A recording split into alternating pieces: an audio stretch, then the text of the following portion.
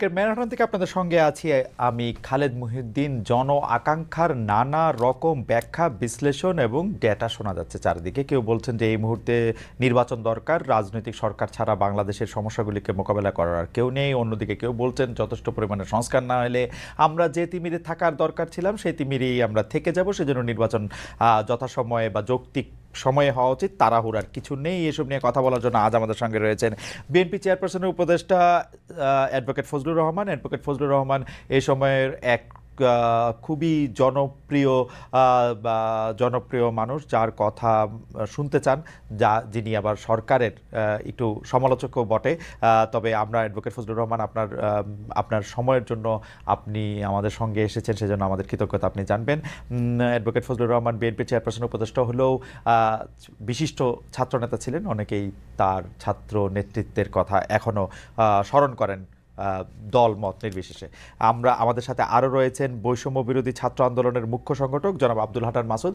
আব্দুল হান্নান মাসুদও এই সময়কার তরুণদের মধ্যে অন্যতম প্রধান স্বর, সুন্দর করে কথা বলেন এবং বৈষম্য বিরোধী ছাত্র আন্দোলনের মুখপাত্র হিসাবে যেহেতু তিনি মুখ্য সংগঠক, তিনিও আসলে প্রচুর টক শোতে যান, কথা বলেন। জনাব মাসুদ, আপনাকেও আমাদের অনুষ্ঠানে স্বাগত জানাই এবং কৃতজ্ঞতা, আপনি আমাদের সময় দিয়েছেন। আমি প্রথমে একটু জনাব ফজলুর রহমান আপনার কাছে যেতে চাই। ফজলুর ভাই, আমি সরাসরি বলি, আপনি এখানে আসবেন এই ঘোষণার পোস্টে দর্শকদের মধ্যে অনেকে মন্তব্য করেছেন যে আপনি আওয়ামী লীগের এজেন্ট। কেউ বলছেন আপনি বিএনপিকে আওয়ামীকরণ করতে চাইছেন। আমাদের প্রশ্ন, আপনি যেভাবে বক্তব্য রাখছেন সম্প্রতি, এই বক্তব্য কি আপনার দল আপনাকে সমর্থন করছে কিনা বা আপনার দলের পক্ষ থেকে কেউ কোনো কিছু বলছে কিনা? অনেক সময় মনে হচ্ছে যে আপনি আওয়ামী লীগের ভয়েসে বা কণ্ঠে কথা বলছেন বা আওয়ামী লীগের সুরে সুর মিলিয়ে কথা বলছেন। ফজলু ভাই, আপনি যদি আমাদের একটু বলতেন। আপনাকে অসংখ্য ধন্যবাদ। আমাকে যারা শুনছেন দেশে বিদেশে, সবাইকে আমার সালাম জানাচ্ছি। আসসালামু আলাইকুম। আমার সন্তান তুল্য আব্দুল হান্নান মাসুদ, আমি ওকে দেখি বিভিন্ন টক শোতে, খুব ভালো কথা বলে। আমি তাকে আমি আমার পরম স্নেহ এবং আদর জানাচ্ছি এবং তার সফলতা কামনা করছি। আপনি যে প্রশ্নটা করেছেন, এক নম্বর হলো, আমি আওয়ামী লীগের সুরে কথা বলি, আমার দলকে আওয়ামীকরণ করার চেষ্টা করছি। এত বড় মানুষ যে আমার কথায় বিএনপি আওয়ামী লীগের আওয়ামীপন্থী হয়ে যাবে, তাহলে তো আমার মতো এত বড় মানুষ আর এই দেশে নাই। আসলে আমি যদি আমার দলের বিরুদ্ধে কথা বলতাম, তাহলে তো আমার দল তো একদিন আমাকে জিজ্ঞাসা করতো। আপনারা কি কোনো পত্রিকায় বা কোনো টকশোতে বা কোনো ইউটিউবে দেখেছেন যে আমার দল আমাকে জিজ্ঞাসা করেছে যে আপনি কেন এই রকম কথা বলেন? কারণ আমি জানি আমার এই দলটি, বিএনপি, একটা লিবারেল ডেমোক্রেটিক ফ্রন্ট বা প্ল্যাটফর্ম, পার্টিও বলে অনেকে, লিবারেল ডেমোক্রেটিক। এই দলটি গড়ে উঠেছে একজন নেতার নামে, বা একজন নেতা যার নাম শহীদ প্রেসিডেন্ট জিয়াউর রহমান। উনি দলটি প্রথমে উদ্যোগ নিয়ে গঠন করেছিলেন। তখন আমি ওই দলে ছিলাম না, এটা না থাকাটা কোনো অপরাধ না। আমি তখন ছাত্রলীগের প্রেসিডেন্ট ছিলাম বা ছাত্রলীগ করতাম বা আওয়ামী লীগ পন্থী বা বঙ্গবন্ধু, সেটা ভিন্ন ব্যাপার। কিন্তু আমি আওয়ামী লীগ ছেড়ে যখন আমি বিএনপিতে গেলাম, সবকিছু জেনে শুনেই বিএনপি আমাকে ওখানে নিয়েছে। এবং বিএনপিতে যখন 2018 সনে আমাদের নেত্রী, দেশ নেত্রী বেগম খালেদা জিয়া জেলে চলে যাবেন 8ই ফেব্রুয়ারি 2018 সন, এর 5 দিন আগে 3রা ফেব্রুয়ারি লা মেরিডিয়ানে একটা মিটিং হয়েছিল উত্তরায়। ওখানে বাংলাদেশে শুধু আমাদের নেত্রী, দেশ নেত্রী বেগম খালেদা জিয়া সবাইকে বলেছে, আমি শুধু আজকে একজনের বক্তব্য শুনবো, ফখরুল ইসলাম আলমগীর, তুমি অ্যাডভোকেট ফজলুর রহমানের নাম ঘোষণা করো। কাজে যিনি সব আমার মাথার উপরের সমস্ত স্থায়ী কমিটির নেতাকে রেখে শুধু ফজলুর রহমানের বক্তৃতা শুনতে চায়, আমার কথায় দলের ক্ষতি হবে এবং দল আমার কাছে জানতে চাবে আমি কি বলেন। না, এটা দর্শকদের কথা। আমাদের মনে হয় যে এই আমি আমি ওই দর্শকদেরকে চিনি। আমি যেদিন থেকে রাইট, মুক্তিযুদ্ধের পক্ষে কথা বলা শুরু করলাম, হ্যাঁ হ্যাঁ, সেদিন থেকে প্রধানত আল আল প্রধানত আলবদর রাজাকারের ছেলেরা এবং নাতিরা, এরা সব ওকে। মিলিতভাবে আমার বিরুদ্ধে কথা বলা শুরু। এর আগে আমি সবারই কিন্তু সবচেয়ে জনপ্রিয় ছিলাম আচ্ছা, এই দেশে। যে এই যে 5ই আগস্টের আন্দোলন হয়েছে, হ্যাঁ আমি চ্যালেঞ্জ করলাম, মাসুদ স্বীকার করে, আমার সন্তান তুল্য স্বীকার করবে জানি না, দেশের ভিতরে আমি হাসিনা সরকারের বিরুদ্ধে যা করেছি এবং বলেছি, কোনো বাপ কা বেটার সেই বুকের পাটা নাই, প্রত্যেক মুহূর্তে মৃত্যু চিন্তা করে সব কথাগুলো আমি বলেছি। ঠিক আছে ফজলু ভাই, এত কথা এটা হচ্ছে ফজলু ভাই, আমি শুধু 2-3টা জিনিস একটু খালি ক্লিয়ার হওয়ার জন্য। এক হচ্ছে যে আমিও আপনার সাথে একমত যে হয়তো আপনার কথাগুলি জামায়াতের এগেনস্টে গেলে জামায়াত এবং তার ছাত্র সংগঠনের লোকেরা নানা ধরনের কথা বলতে পারে। আমি শুধু 2-3টা জিনিস একটু কুইকলি জানতে চাই। 90-এর গণ আন্দোলনের পরে 3 জোটের রূপরেখাতে যখন ছিল কোনো দলই স্বৈরাচার বা রাজাকারদের কাউকে নিবে না। বিএনপি সবার আগের থেকে গিয়ে যখন তাদেরকে নিল, বা 2001 সালে যখন তাদেরকে পতাকা দিল গাড়িতে, তখনও কি আপনি একইভাবে প্রতিবাদ করেছিলেন? আমি প্রতিবাদ করা না করার প্রশ্ন না, তখন আমি বিএনপি করতাম না। তখন আমি বাংলাদেশে কৃষক শ্রমিক জনতা লীগ নামে জি কাদের সিদ্দিকী সাহেবকে নিয়ে, বীরুত্তমকে নিয়ে আমি একটা নতুন দল করেছিলাম, জি যার নাম কৃষক শ্রমিক জনতা লীগ। এবং 2001 সনে আমি গামছা মার্কার নমিনেশন নিয়ে, গামছা মার্কা নিয়ে ইলেকশন করিয়া আব্দুল হামিদের সাথে কন্টেস্ট করিয়া, অনেকে বলে পাশ করছিল, গণায় আমি ফেল করছিলাম, আচ্ছা তাদের গণায়। ওকে আমার কথাটা বুঝেন, হ্যাঁ আমার ওইটা আপনি দেখে নিয়েন আমার সাথে গামছা মার্কা এবং নৌকা মার্কা ভোটের ডিফারেন্স কত ছিল। যা হোক, আমি সেটা বলতে চাই না। হ্যাঁ কাজে আমার তখন প্রতিবাদ করা না করা, আমি তখন আরেকটি রাজনৈতিক দল করতাম। এখন যদি আপনি আমাকে আইসা 26 বছর পরে জিজ্ঞাসা করেন না, আপনি প্রতিবাদ করছিলেন কিনা, আমি তো সেদিন বিএনপি করতাম। ওকে, এটুকে আমার জানার ছিল। আপনি যখন বিএনপিতে জয়েন করেন তখন কি এই ব্যাপারগুলিকে এভাবেই দেখে আসতেছেন? তো আপনি যখন বক্তৃতা দিচ্ছেন, বেগম জিয়াও শুধু আপনাকে শুনতে চাচ্ছেন, তখনও কি আপনি এই ব্যাপারগুলিকে এইভাবেই পাশে আসছেন? কেন আমি এই প্রশ্ন করছি, আমরা কিন্তু দেখেছি যে বিএনপির বর্তমানে যিনি ভারপ্রাপ্ত চেয়ারম্যান আছেন, তিনি বঙ্গবন্ধুকে পাক বন্ধু বলেছেন একাধিকবার। তো সেইটা আপনার রাজনীতির সাথে ঠিক নাকি বিএনপি একটি বহু মতের দল? আমি বলি বিএনপি, আমি বললাম বহুমতের প্ল্যাটফর্ম, এখানে অনেক ফুল আছে এই বাগানে, আচ্ছা অনেক ধরনের ফুল আছে। ওকে ওকে আমি সেখানে গেছি এবং কথা বলেই গেছি। তখন তারেক রহমান সাহেব দেশে ছিলেন না। ওকে আমি যখন বিএনপিতে গেছি, দুনিয়ার কেউ বিএনপি করে না। 2006 সনের নভেম্বরের পরে, আমার কথাটা খুব বুঝার চাই, কেউ বিএনপি করে না। হ্যাঁ জামাতও বিএনপি থেকে সরে গেছে। আমি যখন বিএনপিতে গেছি তখন তারা দূরে দূরে চলে গেছে, 111 আইসা গেছে। আমার কথাটা বুঝেন, আমি তখন কিন্তু বিএনপিতে গেছি দুঃসময়ে, এবং আমি সব কথা বলে গেছি। আমার কথাটা খুব ক্লিয়ার। আমি দেশনেত্রী বেগম খালেদা জিয়া কি বলবো কি করব আমি ক্লিয়ার বলে গেছি, আমি আপনার দল করব, আপনি আমাকে চান। দেখেন উনি কিন্তু এখনো জীবিত, কাজে উনি কথাটা লন্ডন থেকেও শুনবেন, সবাই শুনবে। আমি ওনাকে বলছি, আপনাকে আমি সাংঘাতিক পছন্দ করি, মারাত্মক ভাবে। যখন আমি ছাত্রলীগের প্রেসিডেন্ট ছিলাম তখন আপনাকে আমি ভীষণ পছন্দ করতাম, আপনার নিজস্ব চিন্তাধারার জন্য। আপনি সব মানুষকে সম্মান করেন। তবে নেত্রী, আপনি যদি আমাকে নেন, একটা কথা বলে দেয়, আমি কোনো কারণে মুক্তিযুদ্ধের আদর্শের বাইরে যাব না। মুক্তিযুদ্ধের আদর্শের বাইরে যাব না, আমার মতো করে আমি কথা বলবো। এতে যদি আপনি আমাকে নেন নিবেন, না হলে নিয়েন না। আমি সব কথা বলেই গেছি। কিন্তু ওকে, আপনারা, আমার মনে হয় যে ফজলু ভাইয়ের কথা আমরা সবসময় শুনে আসতেছি, দর্শকরাও আজকে একটা পরিষ্কার হলেন। আমি ফজলু ভাই, আমি একটু প্রশ্নটা আপনাকে করে রাখি। আপনি মুক্তিযুদ্ধের আদর্শের বাইরে না যাওয়ার ব্যাপারে আপনার একটা স্পষ্ট অবস্থান আছেন এবং একটা জোরালো অবস্থান আছে। আমি আপনাকে প্রশ্ন করতে চাই যে 53 বছর পার হয়েছে মুক্তিযুদ্ধের পরে, 54 বছর টু বি এক্সাক্ট, মানে নাম্বারের দিক দিয়ে। মুক্তিযুদ্ধের আদর্শের বাইরে বা মুক্তিযুদ্ধের আদর্শের ভিতরে আপনি বাংলাদেশকে কতক্ষণ দেখেছেন, কোন সময়টাকে আপনি মুক্তিযুদ্ধের আদর্শের ভিতরে দেখেছেন, সেটা আমরা একটু আপনার কাছে জানতে চাইবো। আমরা একটু হান্নান মাসুদের কাছে যাই। জনাব হান্নান মাসুদ, আমি আপনার কাছ থেকে জানতে চাইবো যে প্রথমেই আপনাকে একটু আমরা শুভেচ্ছা জানাই, কারণ নানা জায়গা থেকে আমরা যতটা জানতে পারছি সেটা হচ্ছে যে নোয়াখালীর দ্বীপ উপজেলা হাতিয়া আপনার এলাকা, সেখানে আপনি রাজনৈতিকভাবে সক্রিয় হয়েছেন।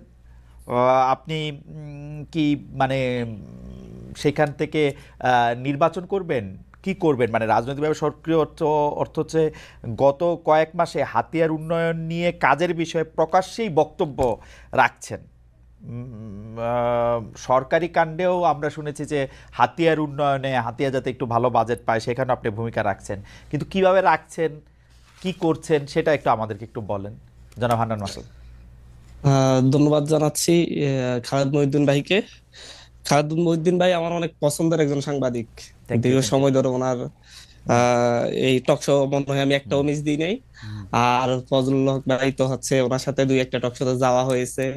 উনি যে প্রকাশ্যে বীরের বেশে কথাগুলা বলেন, ওনার একটা নিজস্ব অবস্থান আছেন এবং উনি কখনো যতই সমালোচনা হোক, যত কিছুই হোক, যতই ভয় থাকুক, উনি কখনো তার নিজের অবস্থান থেকে সরে দাঁড়ান নাই।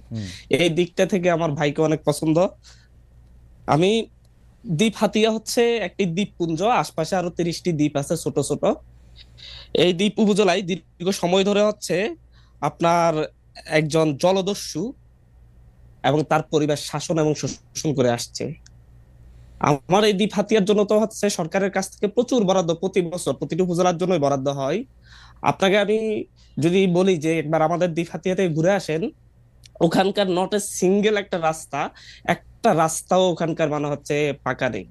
প্রতিটি রাস্তা ভেঙে চুরে এবড়ো থবড়ো অবস্থায় আছে। আর মানুষজনের যে কষ্ট, একটি মাত্র প্রায় 7.5 লক্ষ মানুষের জন্য একটি মাত্র হসপিটাল, যেই দ্বীপ থেকে আপনার হচ্ছে ট্রলারে করে মানুষকে যাতায়াত করতে হয়, সেই দ্বীপের একটি মাত্র হসপিটাল 50 শয্যা বিশিষ্ট, শুধুমাত্র 4জন ডাক্তার দিয়ে চলছে দীর্ঘ সময় ধরে।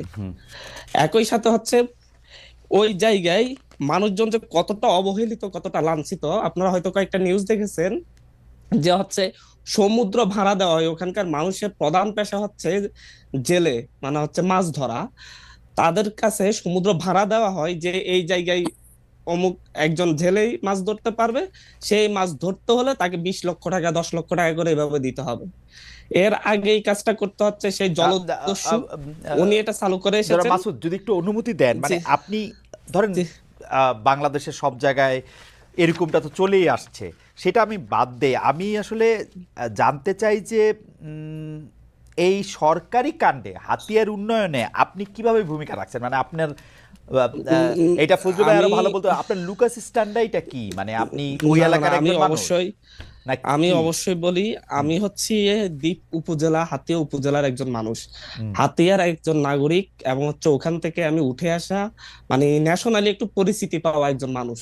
ন্যাশনালি আমি পরিচিত এই পাওয়া। আন্দোলনের মধ্যে দিয়ে একটু ন্যাশনালি পরিচিতি পেয়েছি, যার ফলে হচ্ছে হাতিয়ার একটি সংস্থা আছে, সমিতি আছে হাতিয়ার, যারা হুম, হচ্ছে সুশীল হুম, সমাজ শিক্ষিত জনগোষ্ঠী, ওনারা একটা সমিতি করেন, হাতিয়া দ্বীপ সমিতি। তো ওনারা সহ আমরা বিভিন্ন জায়গায় একটা টিম আকারে বিভিন্ন উপদেষ্টার কাছে, বিভিন্ন কাছে আমরা যাই, যে হচ্ছে আমাদের হাতিয়ার জন্য এটা প্রয়োজন। এবং আমি ব্যক্তিগত জায়গা থেকে যদি কখনো আপনি কারোর সাথে দেখা হয়, আপনি হাতে আমি থেকে নিজেও ইলেকশন বলি, করবেন? আমি হাতিয়া থেকে ইলেকশন করার চিন্তা ভাবনা রেখেছি, যদি হাতিয়ার মানুষ এখন যেভাবে আমাকে আগ্রহ ভরে ছাড়ছে। কারণ দীর্ঘ সময় ধরে হাতিয়ার মানুষ কাউকে পাই নাই তাদের পাশে। হুম, এর আগে আমাদের সম্মানিত একজন এমপি ছিলেন, জনাব প্রকৌশলী মোহাম্মদ ফজল আজিম সাহেব, উনি হাতিয়ার জন্য অনেকগুলা কাজ করেছেন, কিন্তু দুঃসময়ে হাতিয়ার মানুষের কখনো খোঁজ নিতে পারেন নাই। ওনার ব্যবসা বাণিজ্যে উনি ব্যস্ত ছিলেন, যার কারণে হচ্ছে হাতিয়াতে একটা নেতৃত্বের শূন্যতা তৈরি হয়েছে। সেই জায়গা থেকে হাতিয়ার মানুষ এখানে অনেক ধরনের অনেকেই নেতৃত্ব দেওয়ার চেষ্টা করছে, আছে। যদি হাতিয়ার মানুষ চাই, আমি সেই ক্ষেত্রে নির্বাচনে যাওয়ার জন্য প্রস্তুতি নিচ্ছি। আহ, তবে তার আগে হুম, আমরা অন্তত হাতিয়ার মানুষের যে দুর্দশাটা, আমার যে ন্যাশনাল পরিস্থিতি হয়েছে, হুম। যে জাতীয় পরিস্থিতিটা আছে, এটাকে কাজে লাগিয়ে আমি চাই যে আচ্ছা, হচ্ছে নির্বাচন হবে পরের বিষয়, তার আগে আমি যেন হচ্ছে হাতিয়ার মানুষের স্বাস্থ্য সেবা, যাতায়াতের যে অবস্থা, এগুলার একটা পরিবর্তন আনতে চাচ্ছি। জাতীয় পরিচিতি নিয়ে আপনাকে একটু আপনার নজরে নিশ্চয়ই এসেছে, আমি একটু আপনার নজরে আনি। যে অনুসন্ধানী সাংবাদিক জনাব জুলকারনাইন সায়ের তার ফেসবুক পোস্টে লিখেছেন, নিজের এলাকা হাতিয়ায় এমন আচরণ করছে, আপনার কথা, যে যেন শেখ হাসিনা সরকারকে সে একাই পতন ঘটিয়েছে। এমন সংবাদও পেয়েছি যে সে টাকার বিনিময়ে ছাত্রলীগ ও আওয়ামী লীগের কর্মীদের পুনর্বাসন করছে। খুবই বিশ্বাসযোগ্য কিছু মানুষ, আমি তার কোটেশনের মধ্যে রাখছি, আমাকে জানিয়েছেন সরকারি টেন্ডার পাইয়ে দিয়ে সে বিপুল পরিমাণ টাকা বানাচ্ছে। তারপরও আমি এসব ছোটোখাটো কর্মকাণ্ড নিয়ে কিছু লিখতে চাইনি। একটু কি আপনি বলবেন যে মানে না, জুলকারনাইন সাহেব ভাই আমার একজন সম্মানিত মানুষ, আমি ওনাকে শ্রদ্ধা করি। আন্দোলনের সময় ওনার সাথে অনেকবার যোগাযোগ হয়েছে, উনি অনেকগুলো অভিযোগ এনেছেন। ওনার সাথে আমার পরবর্তীতে কথা হয়েছে, উনি অনেকের কাছে শুনেছেন। আমি ওনাকে বলেছি যে হচ্ছে ভাই, আপনি আপনার যে ইন্টেলিজেন্স কিংবা অনুসন্ধানী লোকজন আছে ওনাদেরকে পাঠান, হাতিয়াতে দেখে আসুক আসলে হাতিয়াতে আওয়ামী লীগকে কারা পুনর্বাসিত করছে, আর হচ্ছে কিভাবে আওয়ামী লীগের বিরুদ্ধে আমার অবস্থান নিয়েছি।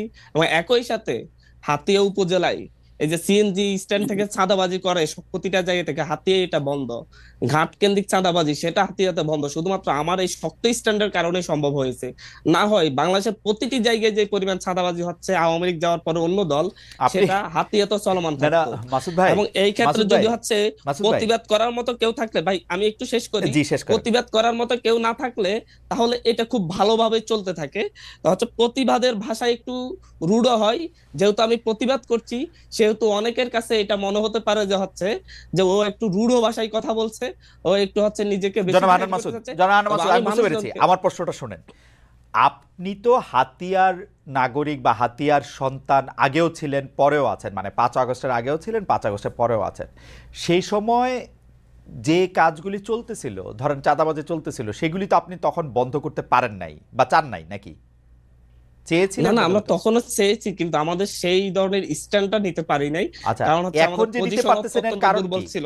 এখন নিতে এর পারতেছেন কারণ হচ্ছে ন্যাশনাল পরিস্থিতির কারণে এই যে আমাদের বিভিন্ন বিশ্ববিদ্যালয়ের আমাদের যেই পাবলিক বিশ্ববিদ্যালয়ের যে শিক্ষার্থীরা আছে তারা আমাকে পুরোপুরি সাপোর্ট দিচ্ছে, এবং হচ্ছে তারা বিভিন্ন যে সামাজিক সংগঠনগুলো আছে তারা আমাদের সাথে এসে একসাথে দাঁড়াচ্ছে। ওকে, কারণ তারা এখন সাহস পাচ্ছে যে হচ্ছে কেউ একজন অন্তত হচ্ছে আমাদের সামনে থেকে নেতৃত্ব দিয়ে প্রতিবাদ করার লোক আছে। আগে আগে আগে আগে এই সমর্থনটা আপনি পান নাই, তাই তো? জি জি জি, অবশ্যই। এর আগে আপনি একটা জিনিস লক্ষ্য করবেন, আমাদের উপজেলাতে আমি বলবো মানে হচ্ছে আমাদের এই হাতিয়া উপজেলাতে আমি কয়েকটা বিষয়ে প্রতিবাদ করতে গিয়ে এর আগে লাঞ্ছিত হয়েছি, ঘাট কেন্দ্রিক প্রতিবাদ করতে গিয়ে লাঞ্ছিত হয়েছি। ওকে, মানে এমনকি স্টুডেন্ট অবস্থায় আমি প্রতিটি ক্ষেত্রে প্রতিবাদ করতাম আচ্ছা আচ্ছা আমার আচ্ছা। জায়গা থেকে। এখন এখন এখন এমনকি আচ্ছা, এখন এক পর্যায়ে আমার জীবন হুমকির মুখে পড়ার কারণে আমার বাবা বলছিল তুমি আপাতত বাড়িতে আইসো না, তোমাকে বিপদে ফেলতে হবে। ওকে, পরিষ্কার। আমি একটু আমি আমি আমি জনাব হান্নান মাসুদ একটু এই পর্যায়ে একটু শেষ কথা বলি। সরকার, আপনি যখন এইসব প্রতিবাদ করতে যান, চাঁদাবাজি বন্ধ করতে যান, তখন সরকারি লোকজন আপনার সঙ্গে থাকে, পুলিশ, অ্যাডমিনিস্ট্রেশনের লোকজন?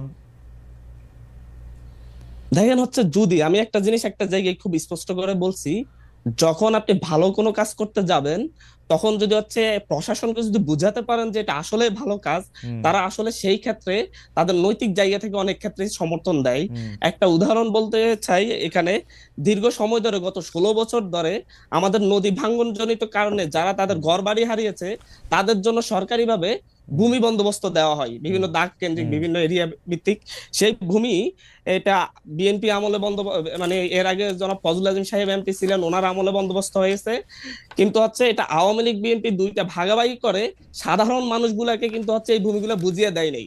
কিন্তু গভর্নমেন্টের জায়গায় এই বিষয়টা ছিল যে হচ্ছে গভর্নমেন্ট কিন্তু হচ্ছে যখন বুঝিয়ে দেয় হিসাব করে যে এই জায়গায় আছে ধরে নিয়েই বুঝিয়ে দেয়। কিন্তু আমাদের এই জায়গায় 16 বছর যাবত কাউকে সেই জায়গায় যেতে দেওয়া হয় নাই। রাইট। যখন এই বিষয়টা নিয়ে আমি হাসান আরিফ স্যারের সাথে একদিন কথা বলেছিলাম, তার মানে স্যার এই জায়গায় হচ্ছে মানুষ লাঞ্ছিত হচ্ছে, এবং হচ্ছে প্রশাসন খুব সাহসী ভূমিকা রেখে তারা এই জায়গায় হেল্প করে মানুষজনকে জমিগুলো বুঝিয়ে দিচ্ছে। রাইট। জনাব হান্নান মাসুদ, আপনার কখনো এরকম সন্দেহ হয় নাই যে এখন যেহেতু প্রশাসনে বা সরকারে আপনার বন্ধু বান্ধবেরা আছেন, সেই তো আপনার জন্য কাজটা সহজ হচ্ছে? না, আমি সেটা মনে করছি না। আমি মনে করছি প্রশাসনে যেহেতু এখন প্রশাসনে এবং সরকারে যেহেতু এখন আওয়ামী ফ্যাসিস্টের দোসরগুলা নেই, সেহেতু হচ্ছে এখন যেহেতু দেশপ্রেমিক অধিকাংশ দেশপ্রেমিক মানুষ আছে, সেই ক্ষেত্রে দেশের যে কোনো ভালো কাজের জন্য তারা সহযোগিতা করছে এবং আমাদের জন্য এটা ভালো হচ্ছে, সহজ হচ্ছে। ধরেন এখন বিএনপি ক্ষমতায় থাকলেও আপনারা প্রশাসনকে এরকম বুঝাতে পারতেন, এরকম মনে করতেন? আমি একটা জিনিস মনে করি, বিএনপি ক্ষমতায় থাকলেও যদি আমাদের সাবেক এমপি ফজলুল আজিম সাহেব উনি যদি এমপি হতেন, উনি নিজে এগুলো অনেকগুলো উনি নিজেও সমাধান করতে পারতেন। কারণ উনিও অত্যন্ত মানুষকে ভালোবেসে অনেকগুলা কাজ করে আচ্ছা, গিয়েছেন। fantastic. এটা আমরা ওনাকে এখনো এই জন্যই শ্রদ্ধা করি। ফ্যান্টাস্টিক। মাসুদ ভাই, আপনাকে ধন্যবাদ। আমি একটু আবার জনাব ফজলুর রহমান ভাইয়ের কাছে আসি। ফজলুল ভাই, আমি আপনাকে আপনার প্রায় সব অনুষ্ঠান দেখি, গত 2, 3, 4 বছর ধরে আপনার কথাবার্তা আমি শুনি। আপনার কাছে কি কখনো মনে হয় ফজলুল ভাই, এই সরকার ক্ষমতা আসার পরে আপনি ওদের উপরে একটু বেশি ক্রিটিক্যাল? কারণ আপনি যে কথাগুলি, মানে আমি যেই কথাগুলির জায়গায় এটা আসতেছিলাম, যে স্বাধীনতার, আপনি প্রায়ই বলেন একজন মুক্তিযোদ্ধা হিসাবে আপনার এই দিন দেখতে হবে, এটা আপনার কোনোদিন ভাবতে হয় নাই। একজন মুক্তিযোদ্ধা হিসেবে আওয়ামী লীগের 15 বছর আপনি কেমনে দেখলেন ফজলুল ভাই?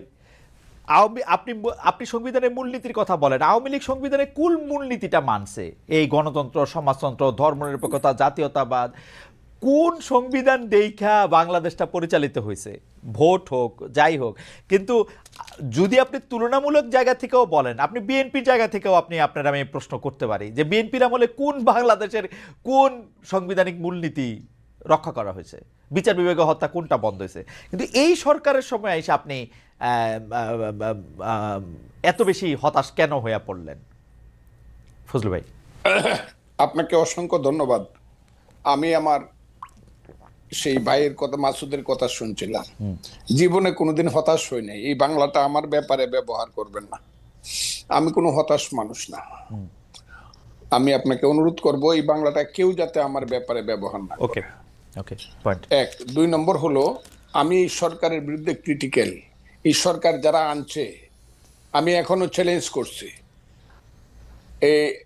গত 10 বছর, আমি 15 বছর আওয়ামী লীগ সরকারের বিরুদ্ধে আমি যা করছি, আমি যা বলছি, আমার নামে যে রাষ্ট্রদ্রোহ মামলা হয়েছে, আমাকে যে আমেরিকাতে নির্বাসনে রাখা হয়েছে, আমাকে যে জেলে রাখা হয়েছে, এই আমি 10 বছর বাড়িতে যাইতে পারি নাই, মা বাবার কবর জিয়ারত করতে পারি নাই হাসিনা সরকারের সমালোচনা করার কারণে। আমি যতবার হাসিনা সরকারকে ফ্যাসিস্ট বলছি, ফ্যাসিস্ট বা যে শব্দটা, এটাই আমি প্রথম এস্টাবলিশ করছি সবার আগে। আমি একটা কথা সবসময় বলি, what Bengal things today, rest of India things tomorrow. Gokhale নামে একজন মহান ব্যক্তি এই কথাটা বলেছিলেন। আমি একটা বলতে চাই, আমি ওই দিন জনসভায় বলছি যে আমি যা বলি তার অনেক দিন পরে অনেকে সেই কথাটা বলে। এই সরকার ক্ষমতায় আসার পিছনে, ক্ষমতায় বলবো না, দায়িত্ব পাওয়ার আসার পিছনে আমারও অনেক বেশি প্রচেষ্টা আছে, জীবন মৃত্যুর খেলা আছে। আমার ছেলেগুলা রাত্র 3টার সময় বাইরে হয়ে গেছে, খুঁজে পাইনি, 5 দিন বাসায় আসে নাই। এগুলো আমরাও মাঠেও ছিলাম, বক্তব্য ছিলাম। ফ্রান্স বিপ্লব যে হয়েছে, বিপ্লবের কয়জন নেতার নাম আপনি বলতে পারবেন? কিন্তু ভলটেয়ার, রুশু, যারা ফিলোসফিক্যালি মানুষকে উদ্বুদ্ধ করছে, তাদের নাম বলতে পারবেন। এই দেশে যারা হাসিনার বিরুদ্ধে আদর্শগতভাবে মানুষকে উদ্বুদ্ধ করছে, আমি দাবি করি তার মধ্যে আমি শুধু একজন না, সবার মধ্যে আমি অন্যতম। আর বেশি বললাম না, বললে আবার নিজের ব্যাপারে বেশি ডুল পিটানো হয়। আমি প্রত্যেকদিন বলতাম আমার ওয়াইফকে, যে কোনো সময় আমি মরতে পারি, তুমি বিধবা হইতে পারো, ছেলেরা এতিম হইতে পারে, ভয় পাইবা না। এইসব কথা আমি আপনাকে বলি। আওয়ামী লীগের বিরুদ্ধে আমি যে ফাইটটা, আওয়ামী লীগ মানে 15 বছর হাসিনার বিরুদ্ধে, 15 বছর না, 96 সন থেকে শেখ হাসিনার বিরুদ্ধে। আমার 3টা ইলেকশন শেখ হাসিনা লুট করে নিছে। আব্দুল হামিদ আমার সঙ্গে 2টা ইলেকশনে ফেল করছে, তারপর আমাকে ডিক্লেয়ার করে নাই। আমি স্বতন্ত্র ইলেকশনে 96 সনে আব্দুল হামিদের চেয়ে 5200 ভোট বেশি পাস করছিলাম। 96 এর ভোটটা গণলে এখনো প্রমাণিত হবে। কাজে আমি আওয়ামী লীগের প্রতি, আমি এখন বলতেছি যে আওয়ামী লীগের লিখতে 10 বছর সময় লাগবে। আপনি কি শুনছেন আমার এই বাক্যটা? কতদিন যাবত শুনছেন আপনি নিজে বলেন। আওয়ামী লীগের বলছি, আমি বলছি আওয়ামী লীগের হাইব্রিডরা। প্রথমত শেখ হাসিনা নিঃশর্ত শুধু ক্ষমা না, কি ক্ষমা চাইতে হবে যদি বাংলার মানুষ ক্ষমা না করে, আওয়ামী লীগের এই হাইব্রিড যারা কোনোদিনই দেশে পলিটিক্স করতে পারবে না। এই কথাটা আমি বলছি, প্রতিদিন বলতেছি, এখনো বলছি। এখন আমি বলতেছি সরকারের বিরুদ্ধে আমি না, কিন্তু সরকারের কর্মকাণ্ডের বিরুদ্ধে। আমি ইউনূস সাহেব যেদিন হয়েছে, আমি ইউনূস সাহেব সম্পর্কে যা বলছি, মাসুদ কেন, আপনি কেন, বাংলাদেশের কেউ বলতে পারবেন আমি ইউনূস সাহেবকে কি বলছি? শুনেন না আমি কি বলছি? 100 বছরের মধ্যে এমন সুসন্তান বাংলায় জন্মগ্রহণ করে নাই। বাঙালি মুসলমানের মধ্যে তিনি সুসন্তান, যিনি নোবেল প্রাইজ দেন। এগুলো আমি বলছি। উনি আমি 8 তারিখে রাত্র 9:30 উনি যখন শপথ নেন বঙ্গভবনে, আমি সবচেয়ে জোরে হাততালি দিছি। আমার কথা ছিল এই বুঝি বাংলাদেশের পূর্বাকাশে কিছুটা সূর্য উদিত হলো, ওকে, এবং এখন থেকে সঠিক পথে লাইনটা যাবে। কিন্তু আমি যেদিন থেকে বুঝতে পেরেছি এই সরকার কূটকৌশল করিয়া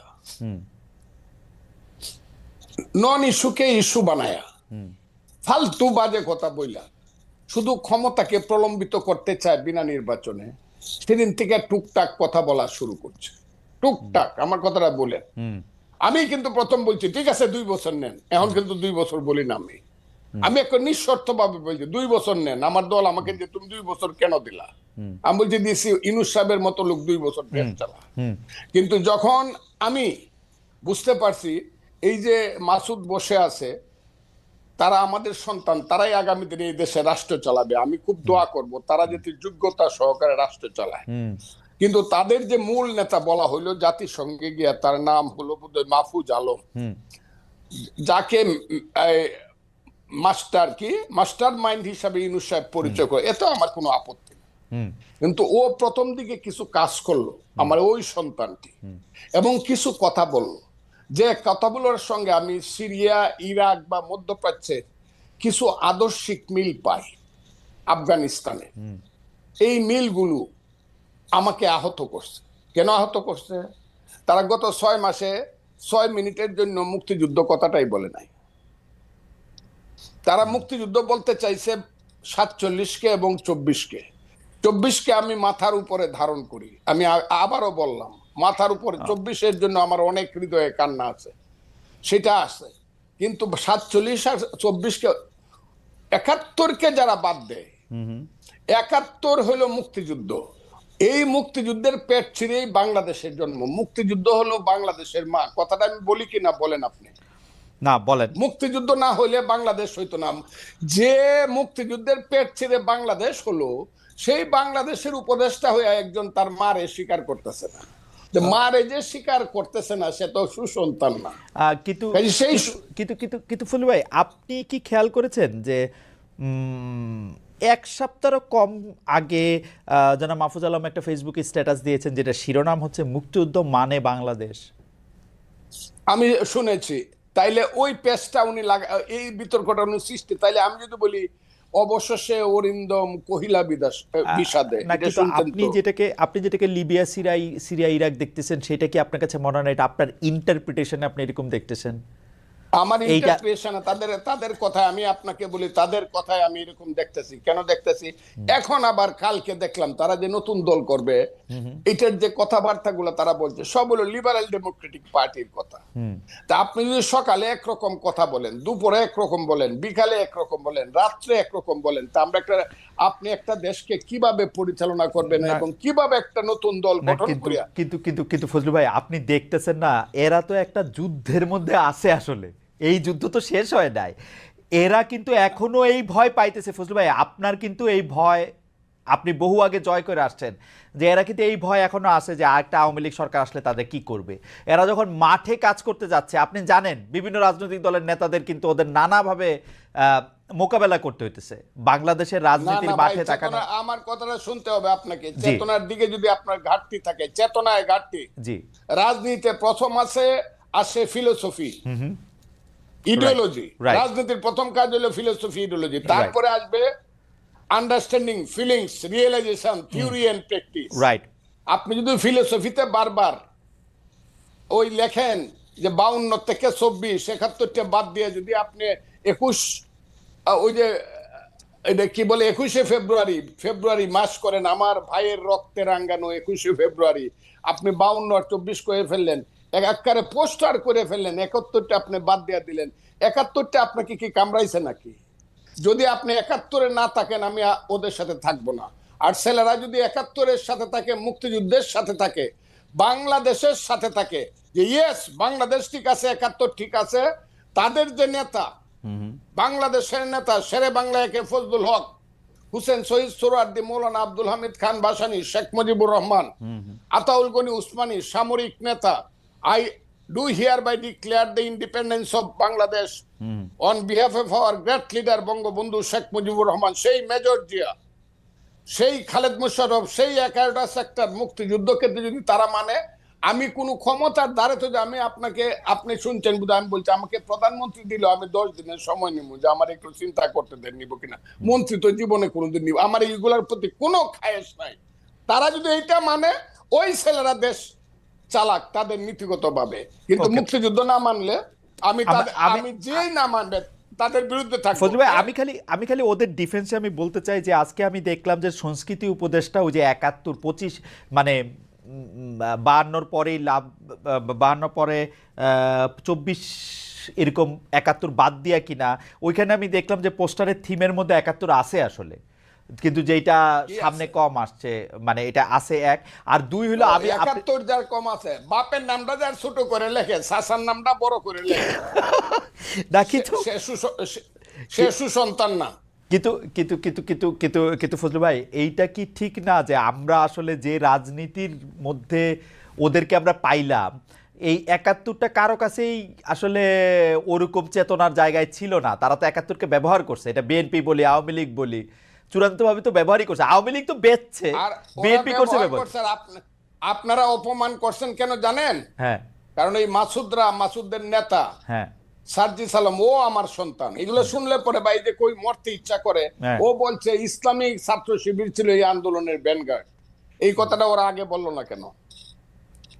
এই কথাটা খুব বলতো তারা না, কিন্তু ফজলু ভাই, আমি জাস্ট বেনিফিট দেওয়ার জন্য ওই ইসলামিক ছাত্র শিবির অনুষ্ঠানে গিয়া বলছে ইসলামিক ছাত্র শিবির আমাদেরকে সাহায্য করছে। না, অনুষ্ঠানে যায় না, ও শহীদ মিনারে বলছে, ওদের মিটিং এ বলছে, সার্জিস নিজেদের মিটিং এ বলছে, ইসলামী ছাত্র শিবিরের মিটিং এ না। না, আমার তো ধারণা ওই ছিল ইসলামিক শহীদ ছাত্র মিনার- শিবিরের মিটিং এ বলছে নো নাকি? নো ইসলামী ঠিক ছাত্র আছে। শিবিরের মিটিং এ সোহরাওয়ার্দী উদ্যানে শিবিরের সদস্য আমার মনে হয় যে সম্মেলনে বলছে। ইসলামিক ছাত্র শিবির, যাই হোক আমার মনে হয় যে ফজলু ভাই অনেকগুলি প্রশ্ন তুলেছেন, সেই প্রশ্নগুলির আমি জবাব। ইসলামী, আমি একটা কথা বলে দিই আপনাকে, জি যাই মনে করুক, হ্যাঁ। যে যা মনে করুক, যে ইসলামিক ছাত্র শিবিরের পত্রিকায় লেখে হ্যাঁ। যে মুসলমান যারা মুক্তিযুদ্ধ করছে তারা মাপ চাইতে হবে, আমি তাদেরকে আলবদর রাজাকারের সন্তান ছাড়া কিছু মনে করি না, না, কিন্তু- এবং আলবদর রাজাকারের সন্তানের সাথে আমার কোনোদিন মিল হবে কিন্তু না। ফজলু ভাই, ওরা আমাকে গুলি কিন্তু করে ফজলু ভাই, মারলে ফেলবে। কিন্তু ফজলু ভাই, এইটা ওদেরকে পয়েন্ট আউট করার পরে এটা ওরা প্রত্যাহার করলো, তো এটা তো ওরা বজায় প্রত্যাহার রাখে করবে না। কেন?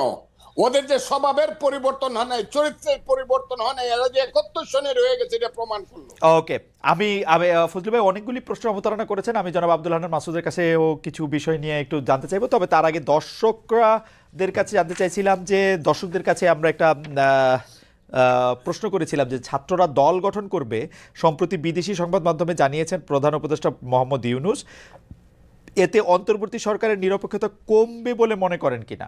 শতকরা 44% দর্শক মনে করেন যে হ্যাঁ এটা কমবে, আর নিরপেক্ষতা কমবে না মনে করেন শতকরা 56%, 63,000 দর্শকের মধ্যে ভোট দিয়েছে। ওই আমার কাছে এগুলা কোয়েন না তো, 77 বছর বয়স হয়েছে, কাইলো মরে যেতে পারে, আমার 90% বন্ধু মরে গেছে গা। ওইগুলা ওই যে আপনারা দেখান 56, 47, 77, হ্যাঁ। ওই ইলেকশন হলে হাসিনা 91%, এইগুলা রাখেন তো আপনারা। না আর না বিভ্রান্ত না করেন না না সেটা জাতিকে। না না এই এটা আর বিভ্রান্ত, আমি বললাম তো, জি। ইউনূস সাহেব এই কথাটা বইলা, হ্যাঁ। উনি যে আমি কতদিন বলছি যে 10 জন প্রধানমন্ত্রীকে জোড়া দিয়ে যত লম্বা হয় তার চেয়ে বেশি লম্বা ইউনূস সাহেব, এই কথাটা কে বলছে বাংলাদেশে? এটা আমি বলছি। আমি সারা ফজলুর রহমান সারা নতুন কথা বাংলাদেশে বলার মানুষ খুব কম। না, কিন্তু এটা কি এটা কি আপনি রিয়েলি মিন করেন যে 10 জন প্রধানমন্ত্রী জোড়া দিলে ডক্টর ইউনূস তার চেয়ে বড়? আমি মনে করি এই যে তৃতীয় বিশ্বের 10 জন প্রধানমন্ত্রী, তৃতীয় বিশ্বের 10 জন প্রধানমন্ত্রী মানে এটা আমার কাছে মনে হয় যে এটা ওভার স্টেটমেন্ট। উনি একটা প্রাইজ দিচ্ছেন, এটা ঠিক, উনি এই পৃথিবীতে অনেক পরিচিত একজন মানুষ, এটা ঠিক, কিন্তু জনপ্রতিনিধি না, ঠিক আছে, এটা আপনার মতামত, আপনি মনে করেন যে উনি 10 জনের মতামত। আমি আপনাকে বলি না, উনি বিশ্বে আমাদের হয়ে নাম করেছেন, আমি একটু ওভার বলে ফেলতে পারি, কিন্তু উনাকে আমি এই উনি কেন ছেলেরাই সব করছে এই একবার কইলেও শেষ হয়েছে, দুইবার কইলেও প্রতিদিন কয় ছেলেরাই সব করবে। ওকে, আচ্ছা আরে আল্লাহ, ঠিক আছে। না না, এইখানে ছেলেরা সব করেন, উনি বলছে ছাত্ররা দল গঠন করবে, এইটা আসলে তার নিরপেক্ষতা। আপনি তো প্রশ্নটা শুনেন নাই মনে হয় ফজলু ভাই।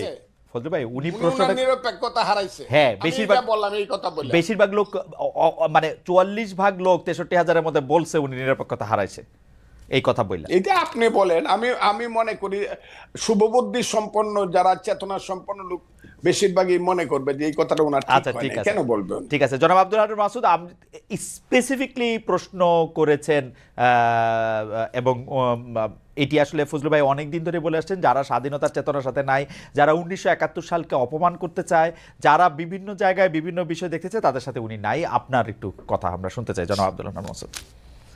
না, ফজলু ভাই অনেক সুন্দর কথা বলেন। মুক্তিযুদ্ধের যে আকাঙ্ক্ষা সেটাকে আমরাও ধারণ করি, লালন করি। তো ওনারা আমাদের বাবার বয়সী। আমি ভাইয়ের কথা যখন শুনছিলাম তখন আমি আমার জাতীয় আইডি কার্ডের কথা মনে পড়লো, যে সেখানে আমার নামটা একটু মোটা অক্ষরে লেখা, আমার বাবা আর মায়ের নামটা একটু ছোট অক্ষরে লেখা। আর হচ্ছে যখন আমি একটু বড় হয়েছি, আমার বাবারা আমাকে নিয়ে, বাবা মা আমাকে নিয়ে গর্বই করে যে আমার ছেলে এটা হয়েছে, ছেলের পরিচয়টা দিতে বেশি পছন্দ করে। সুতরাং সেই ক্ষেত্রে আমি তো ভাবছিলাম যে ফজলু ভাইয়েরাও আমাদের সন্তানদের পরিচয় দিতে একটু গর্ববোধ করবে বেশি, যে হচ্ছে না ছেলেদের নামটা না, একটু বড় সেটা ঠিক অক্ষরে আছে, লিখছে, আমরা সন্তানদের কারণ এখন গর্বই বোধ করি। আপনি তো একটু এখন কথা আসেন। 71-এর জি। বিষয়টা হচ্ছে, আমরা 71-কে নিয়ে সেই আমরা আমাদের 3রা আগস্ট, 4টা আগস্ট, 5ই আগস্ট যখন আমরা হচ্ছে আপনার চ্যানেল 24 আমরা বসেছিলাম, সেখানে আমরা বলেছি যে 47 হচ্ছে আমাদের আজাদি, 71 আমাদের মুক্তি, 24 আমাদের অস্তিত্ব। আমরা 47-এ ব্রিটিশদের থেকে আজাদি পেয়েছি, 71-এ এসে পাকিস্তানি শোষকদের কাছ থেকে মুক্তি পেয়েছি, 24-এ আমরা ভারতীয় যে আগ্রাসন সেটা থেকে নিজেদের অস্তিত্ব রক্ষা করেছি। জনাব মাসুদ, আমাদের জনাব কাছে মাসুদ একটু কোনোটাই ছোট করে, মূল্যহীন নয়। জি জনাব মাসুদ ছোট করে একটু জানতে চাই, মূল্যহীন কোনোটাই নয় সেটা তো অবশ্যই, কিন্তু মানে আপনাদের কাছে তিনটাই একই রকম, তাই তো? না, আমাদের কাছে তিনটাকেই আমরা একই, হ্যাঁ আমরা তিনটাকে একই রকম মনে করি। তবে হচ্ছে তার 24 মধ্যে সবচেয়ে বেশি ভালো, 71-এর গুরুত্ব 24 অবশ্যই বেশি। না 71 এর না গুরুত্ব না 24 না না, না। সেটা বলছি না। 71-এর গুরুত্ব সবচাইতে বেশি, কারণ ওকে। এখানে অনেক বেশি মানুষকে জীবন দিতে হয়েছে, দীর্ঘ একটি লড়াই হয়েছে যে কোনো কিছুর চাইতে। এর জন্য 71-কে আমরা অবশ্যই বেশি গুরুত্ব দিচ্ছি। ফজলু ভাইয়ের কয়েকটা বিষয়ে আমার কথা বলতে হচ্ছে আজকে। ফজলু ভাইয়ের ফজলু ভাই যখন বলছিলেন যে হচ্ছে আল বদর, যারা ভাইয়ের সমালোচনা করে তারা রাজাকার আল বদরের সন্তান। তবে আমি এই কথাটাকে, ঠিক এই স্পেসিফিক কথাটাকে শেখ হাসিনার সাথে এবং হচ্ছে আওয়ামী লীগের সেই টোনের সাথে আমি একই রকম মিল পেয়েছি। একই কথা, একই ভাষায় আওয়ামী লীগের সমালোচনা করলে, মুক্তিযুদ্ধের সমালোচনা করলে, মানে আওয়ামী লীগের সমালোচনা করলে মুক্তিযুদ্ধের সমালোচনা হয়ে যায়, এবং হচ্ছে তারা রাজাকার আল বদরের সন্তান হয়ে যায়। না কিন্তু স্বাধীনতার 54 বছর পরে কিন্তু মাসুদ, আমি কিন্তু মাসুদ ভাই একটা ছোট করে, ফজলু ভাই যে কথাগুলি বলেন মানে এটা শেখ হাসিনার ক্ষেত্রে খুবই সত্য। আমরা যখন শেখ হাসিনাকে বলতাম যে দুর্নীতি করতেছে, উনি বলতো রাজাকারের সন্তান। আমরা যখন বলতাম শেখ হাসিনা ইলেকশন ঠিক মতো দিতেছে না, উনি বলতো রাজাকারের সন্তান বা জামাত শিবির ট্যাগ দিত। ফজলু ভাইয়ের কোন কথাকে আপনি এরকম করে বলতে পারেন যে এই ফজলু ভাই এই দুর্নীতি করছে বা ইলেকশন আটকাইছে বা এটা করছে? না, ফজলু ভাই তো ফজলু ভাই, স্পেসিফিকলি বাংলাদেশের স্বাধীনতার জায়গাটাকে একটা জায়গায় নিতে আমি চাচ্ছে। স্পেসিফিক্যালি বলছি হ্যাঁ, যে হচ্ছে উনি বলেছেন যে হচ্ছে যারা ওনাকে আওয়ামী লীগের এজেন্ট বলে, এটা তো সমালোচনা যে কেউ করতে পারে, এক একজনের মতামত এক এক ধরনের থাকতে পারে, আমি সেটা মনে করি না। আমি বাইকে দেশপ্রেমিক বাংলাদেশী মনে করি এবং খুবই ওনার ভূমিকাকে করি।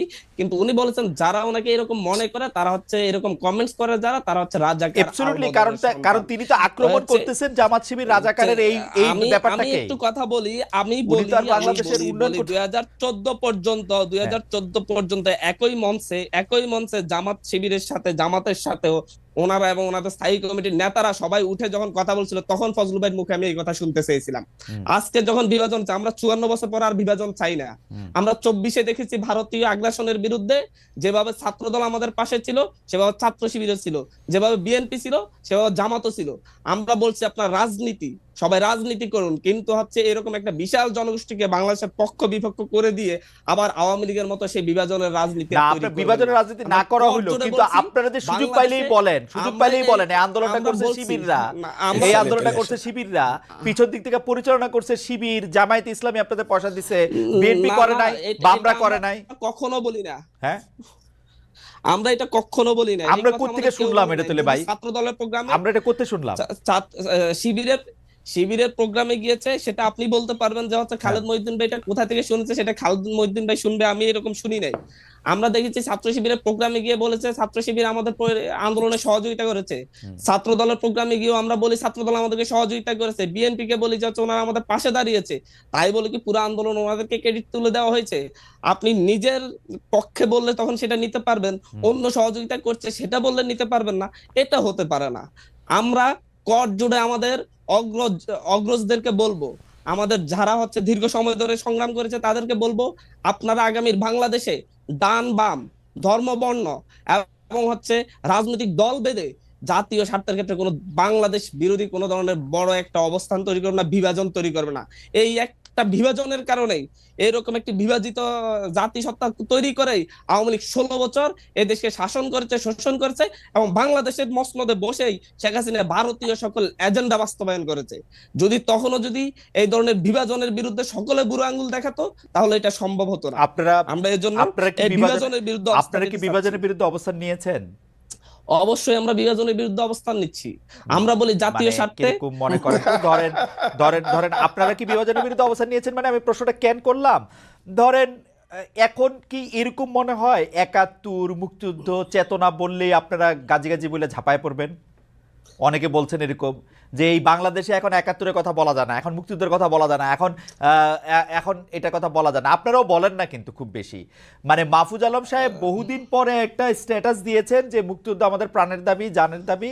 তার আগ পর্যন্ত কিন্তু মানে আমি জানি না, মানে আপনি বলেন আপনারা কি বিভিন্ন বক্তৃতা গিয়ে আমরা প্রত্যেকটা বক্তব্যে মুক্তিযুদ্ধের কথা বলি, মুক্তিযুদ্ধের সম্মানের কথা বলি। আপনি আমার প্রতিটি টকশো দেখবেন, আমাদের ভাইদের টকশো দেখবেন, যারা যেখানে বক্তব্য রাখছে। মাহফুজ আলম এমনকি যখন লক্ষ্মীপুর গিয়েছে সেখানেও একই কথা বলেছে, বাংলাদেশে রাজনীতি করবে একমাত্র বাংলাদেশ পন্থীরাই, যারা বাংলাদেশকে ভালোবাসবে, বাংলাদেশের জন্য লড়াই করবে, অন্য কোনো দেশকে সার্ভ করবে না।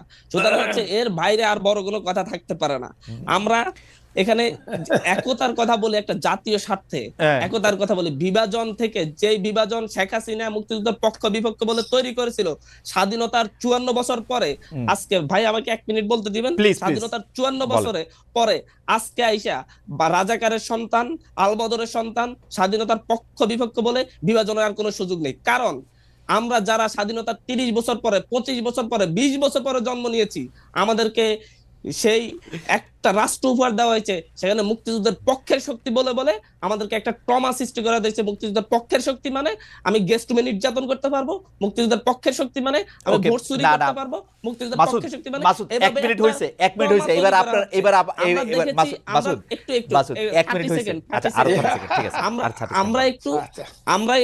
আমরা যখন হচ্ছে দেখেছি যে প্রতিবাদ করেছে ভোট চুরির বিরুদ্ধে, দুর্নীতির বিরুদ্ধে, তাকেই মুক্তিযুদ্ধের বিপক্ষের শক্তি এবং পাকিস্তানপন্থী বলে ইয়া করা হয়েছে, ট্যাগ দেওয়া হয়েছে। আমরা মনে করি এটা এই প্রজন্মকে ট্রমাটাইজ করে তুলেছে, যে প্রতিবাদ করলে মুক্তিযুদ্ধের বিপক্ষে শক্তি বলা হবে। সামনের দিনে যারা এবার আমি একটু জিজ্ঞেস করি মাসুদ, আমি একটু জিজ্ঞেস করি একটা জিনিস শুধু। এই কথাটা তো আমরা বলতে চাই যে আমরা শেখ হাসিনা বাংলাদেশের স্বাধীনতা, সংবিধান সবকিছুকে, সকল প্রতিষ্ঠানকে ধ্বংস করছে, একক কর্তৃত্ব প্রকাশ করছে এবং বাংলাদেশকে একটা সিওর মতো চালাইতো, একটা কর্পোরেট জায়গার মতো, কারো কথা টথা কিছু শুনতো না। আমরা তো এটা বলতে চাই। শেখ হাসিনা আমাদেরকে কি বলছে খেয়াল করেন, শেখ হাসিনা আমাদেরকে বলছে যে আমি যদি না থাকি তাহলে বাংলাদেশের মধ্যে এরকম মৌলবাদিতা, স্বাধীনতা বিরোধী শক্তি, তাদের উত্থান ঘটবে। আপনারা কি শেখ হাসিনার সেই বক্তব্যকে প্রমাণ করার জন্য উঠা পড়ে লাগছেন? আপনি দেখেন যে এই যে ইসলামী ছাত্র শিবিরের মুখপাত্র হিসাবে একটা কাগজ, সেই কাগজের মধ্যে 1.5 মাস ধরে এটা ছাপা ছিল, কিন্তু যে বাংলাদেশে মুক্তিযুদ্ধেরা ভুল করছে, মুসলমানরা বিপদে গেছে, এটা ছাপা ছিল। এটা নিয়ে প্রতিবাদ হওয়ার পর আমি নিজের কানে ইসলামী ছাত্র শিবিরের সেক্রেটারিকে এটাকে জাস্টিফাই করতে শুনছি, বলছে বিভিন্ন ধরনের মত পথকে নাকি এখানে এক করা হয়েছে। আপনি এটাকে কিভাবে ব্যাখ্যা দিবেন? স্বাধীনতার পক্ষের সাথে শেখ হাসিনার, মানে স্বাধীনতা কি শেখ হাসিনার, মানে এটা কেমনে কমো আমি, এটা শেখ হাসিনার নিজস্ব সম্পত্তি, নিজস্ব সম্পত্তি। দেখেন খালেদ মহিউদ্দিন ভাই, স্বাধীনতার পক্ষের শক্তি আর বিপক্ষের শক্তিকে আপনি কিভাবে সংজ্ঞায়িত করবেন আমি জানি না, কিন্তু আমি সংজ্ঞায়িত করতে গেলে আমি বলবো আহমেদ আফগানি যেটা লিখেছে তাকে সেজন্য শাস্তির মুখোমুখি হওয়া উচিত, এবং এর প্রতিবাদ আমরাও জানিয়েছি। আমরা একই সাথে তাদের যেই মুখপাত্র, যে সংবাদ পত্রটি মাসিক, সেটাকে আমরা বলছি সেটার এডিটর, সে তো এটা না পড়ে এটা ছাপাতে পারে না, তাকেও আইনের মুখোমুখি করা উচিত, কিন্তু তাই বলে ছাত্র শিবির করা সকলকেই স্বাধীনতা বিরোধী রাজাকারের সন্তান বলতে আমি প্রস্তুত নই। আমি দেখেছি তাদের মধ্যে, আমি অনেক শিবির সন্তানকে দেখেছি, তাদের মধ্যে যে দেশপ্রেম আছে, যেটা ছাত্রলীগ এত ইনভলভ হতো তাদের মধ্যে তার ন্যূনতম নেই। কিন্তু পাশাপাশি বাংলাদেশের ছাত্র দল, ছাত্র শিবির প্রত্যেকের মধ্যে আমি দেশপ্রেম দেখেছি। আমি এই দেশপ্রেমকে আমি কোন একজনের লেখার জন্য বা তাদের মুখপাত্রের নেতৃত্বস্থানীয় কয়েকজনের জন্য আমি তাদের সকলকে একই কাতারে রাজাকার আমি অবশ্যই এই ব্যাপারে জনাব হান্নান মাসুদের সাথে আমি একমত। জনাব হান্নান মাসুদের সাথে একমত। জনাব ফজলুর রহমান, আপনি যদি একটা কোনো কিছু বলেন যে আপনি বড় অভিযোগ আনছিলেন। আমি আপনি এমন জায়গাতে আমার নিয়ে আইলেন, এই ছেলে আমার 3 জেনারেশনের ছোট ছেলে মানুষ, তার সাথে আমি মুক্তিযুদ্ধ আদর্শ বাম ডান কিছুই থাকবে না, সব মিলেমিশে করতে হবে। শুধু এদেরকে নেতা ওরা বুঝবে কয়েকদিন পরে। ওই যে এরা যেমন 6 মাস পরে বুঝছে যে একটা মুক্তিযুদ্ধ ছিল, তাদের নেতা মাহফুজ আলম বলছে 6 মাস লাগবে না, এরা 1 মাস পরেই বুঝবে আরো কি কয় এরা। আমি এই কথাটা বলে দিলাম, বাবারা তোমরা ভালো থাকো। কিন্তু একটা কথা ভাই, আমরা তোমাদেরকে বলি, চেয়েছিলাম যে হচ্ছে যদি যদি আসলে যদি হচ্ছে তাদেরকে রাজাকার আলবদর মনেই হতো, তাহলে 14-18 যখন তাদেরকে ধানের শীষ তুলে নিলেন, তখন কেন আমার ফজলুল ভাই আরে প্রতিবাদ করেন? আমি তোমার বাবা, তোমার কথার সময় আমি কোনো কথা বলি নাই, তুমি একটু শুনো। কারণ তোমাদের আমি এই প্রথম একজন মহান নেতার সাথে বসলাম তোমাদের মতো, যারা একদম বিপ্লব করছো। এর আগে কোনো মহান নেতার সাথে আমি বসি না। আমি আগে জানলে মহিউদ্দিন সাহেবরে আমি অন্য কিছু বলতাম। শুনো তুমি কথাটা, ফাউন্ডেশন কি বুঝায়? একটা বিল্ডিং এর ফাউন্ডেশন, বাংলাদেশের ফাউন্ডেশন কি? বাংলাদেশ নামটা কিভাবে হলো? কিসের মধ্য দিয়ে বাংলাদেশ? এটা তো নামটা ছিল পূর্ব পাকিস্তান, এটা বাংলাদেশ হলো কেমনে? তুমি 47-কে বলতেছো আজাদির যুদ্ধ। আজাদির যুদ্ধ তো 52 সনে শেষ হয়ে গেছে। 52 সনে আইসেই তো স্লোগান হয়ে গেল আমার মায়ের ভাষা কেড়ে নেওয়া যাবে না, যখন পাকিস্তানিরা পাঞ্জাবিরা আমাদের ভাষা কেড়ে নিতে চাইলো। মাত্র 5 বছরের মাথায় তো সব শেষ হয়ে গেল। এরপরে 52 থেকে যে তোমার সাথে কি বলবো, 69, 71, তোমার বাবার জন্ম কত সনে আমি জানি না, আরো পরে হবে, আমার চেয়ে ছোট হবে তোমার বাবা। তুমি একটা কথা মনে রাখবার চেষ্টা করো, ইতিহাস বাদ দিয়া বাংলাদেশের এই যে 62, 64, 66, 69, 71 বাদ দেয়া শুধু তোমরা এসে একটা আন্দোলনে জয়লাভ করে ফেলছো এবং আন্দোলনের মাথায় তোমরা দাঁড়াইছো। এই ফসলটা কিন্তু বপন করছে জমির মধ্যে বিএনপি সহ বিরোধী দল। বীজ ফালাইছে বিরোধী দল, চারা লাগাইছে বিরোধী দল, হালিবাজ দিছে বিরোধী দল, ধান হলুদ করছে, পানি দিছে বিরোধী দল। তোমরা এসে 1 মাসে কাইটা দিছো। 1 মাসে কাইটা দিয়ে তোমরা মনে ফজলু ভাই, একটা ছোট প্রশ্ন করতে চাই। আপনি যাদেরকে বলতেছেন ওরা এসে কাইটা দিছে, ওরা না আসলে আপনারা কি কাটতে পারতেন? একদম একদম, হয়তো বা আরো 15 দিন পরে হইতো, আরো 1 মাস পরে হইতো, কিন্তু হতো না। কে বলছে হয় নাই? একদম, কারণ জিনিসটা তো একদম পাকা ছিল তো। 17 বছরে হয় নাই। এইটার উপায় আমি তাদেরকে অসংখ্য ধন্যবাদ দিব, মাথা নিচু করে একদম। আমি আমার সন্তানদের প্রতি অনেক বেশি শ্রদ্ধা জানাবো যে তারা এই নেতৃত্বটা দিছে। কিন্তু এর অর্থই না যে এই যে 15 বছর যাবৎ বিএনপি সহ সমস্ত বিরোধী দল শত শত হাজারে হাজারে জেল কাটছে, লাখে লাখে মামলা খাইছে, শত শত গুম হইছে, এই সব বাদ দিয়া এই সন্তানেরা যদি বলে তারাই সব করে ফেলছে, তাইলে তাদের সাথে আমার কথা তারা পরে বুঝবে। ফজলু ভাই, আমি একটু আপনার কাছে হাত জোর করে বলি, ওরা তো এটা বলতে চায় না যে ওরা সব করছে। ওদেরকে ওরা যখন না, আপনি দেখেন, ওরা যখন বিএনপি কে সরকারে আসতে বলছে, বিএনপি সরকারে আসে না, ওরা কি করবে?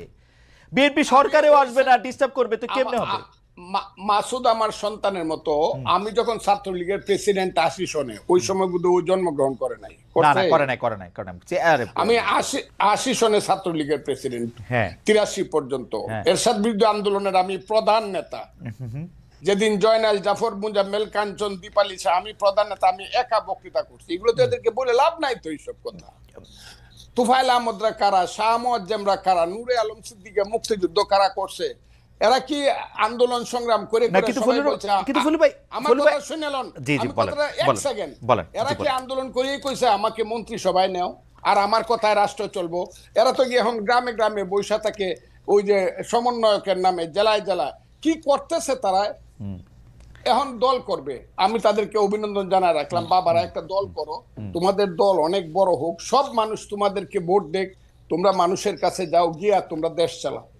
কিন্তু আমাদেরকে নিয়ে, আমাদের মুক্তিযুদ্ধ নিয়ে কটাক্ষ করিয়া যা ইচ্ছা তা বলবা, যে আমরা মাপ চাইতে হবে, এখন মুসলমানরা আল্লাহর কাছে মাপ চাইতে হবে মুক্তিযুদ্ধের, যে এই কথাটাও আমাদেরকে সহ্য করতে হবে, এবং এই কথার পিছনে জামাত ইসলাম নাই, এটা আমাকে ধরতে হবে। এটা কে বলছে? জামাত ইসলাম সব কিছুর পিছনে আছে, যেখানে তোমরা বলো শিবির আছে সমস্ত কিছুর পিছনে। তবে একটা কথা তোমাদেরকে বলি, এই দিন কিন্তু দিন না, this is not the last, এই মুভমেন্টই লাস্ট মুভমেন্ট না, কিন্তু এই গেমটা কিন্তু ফাইনাল গেম।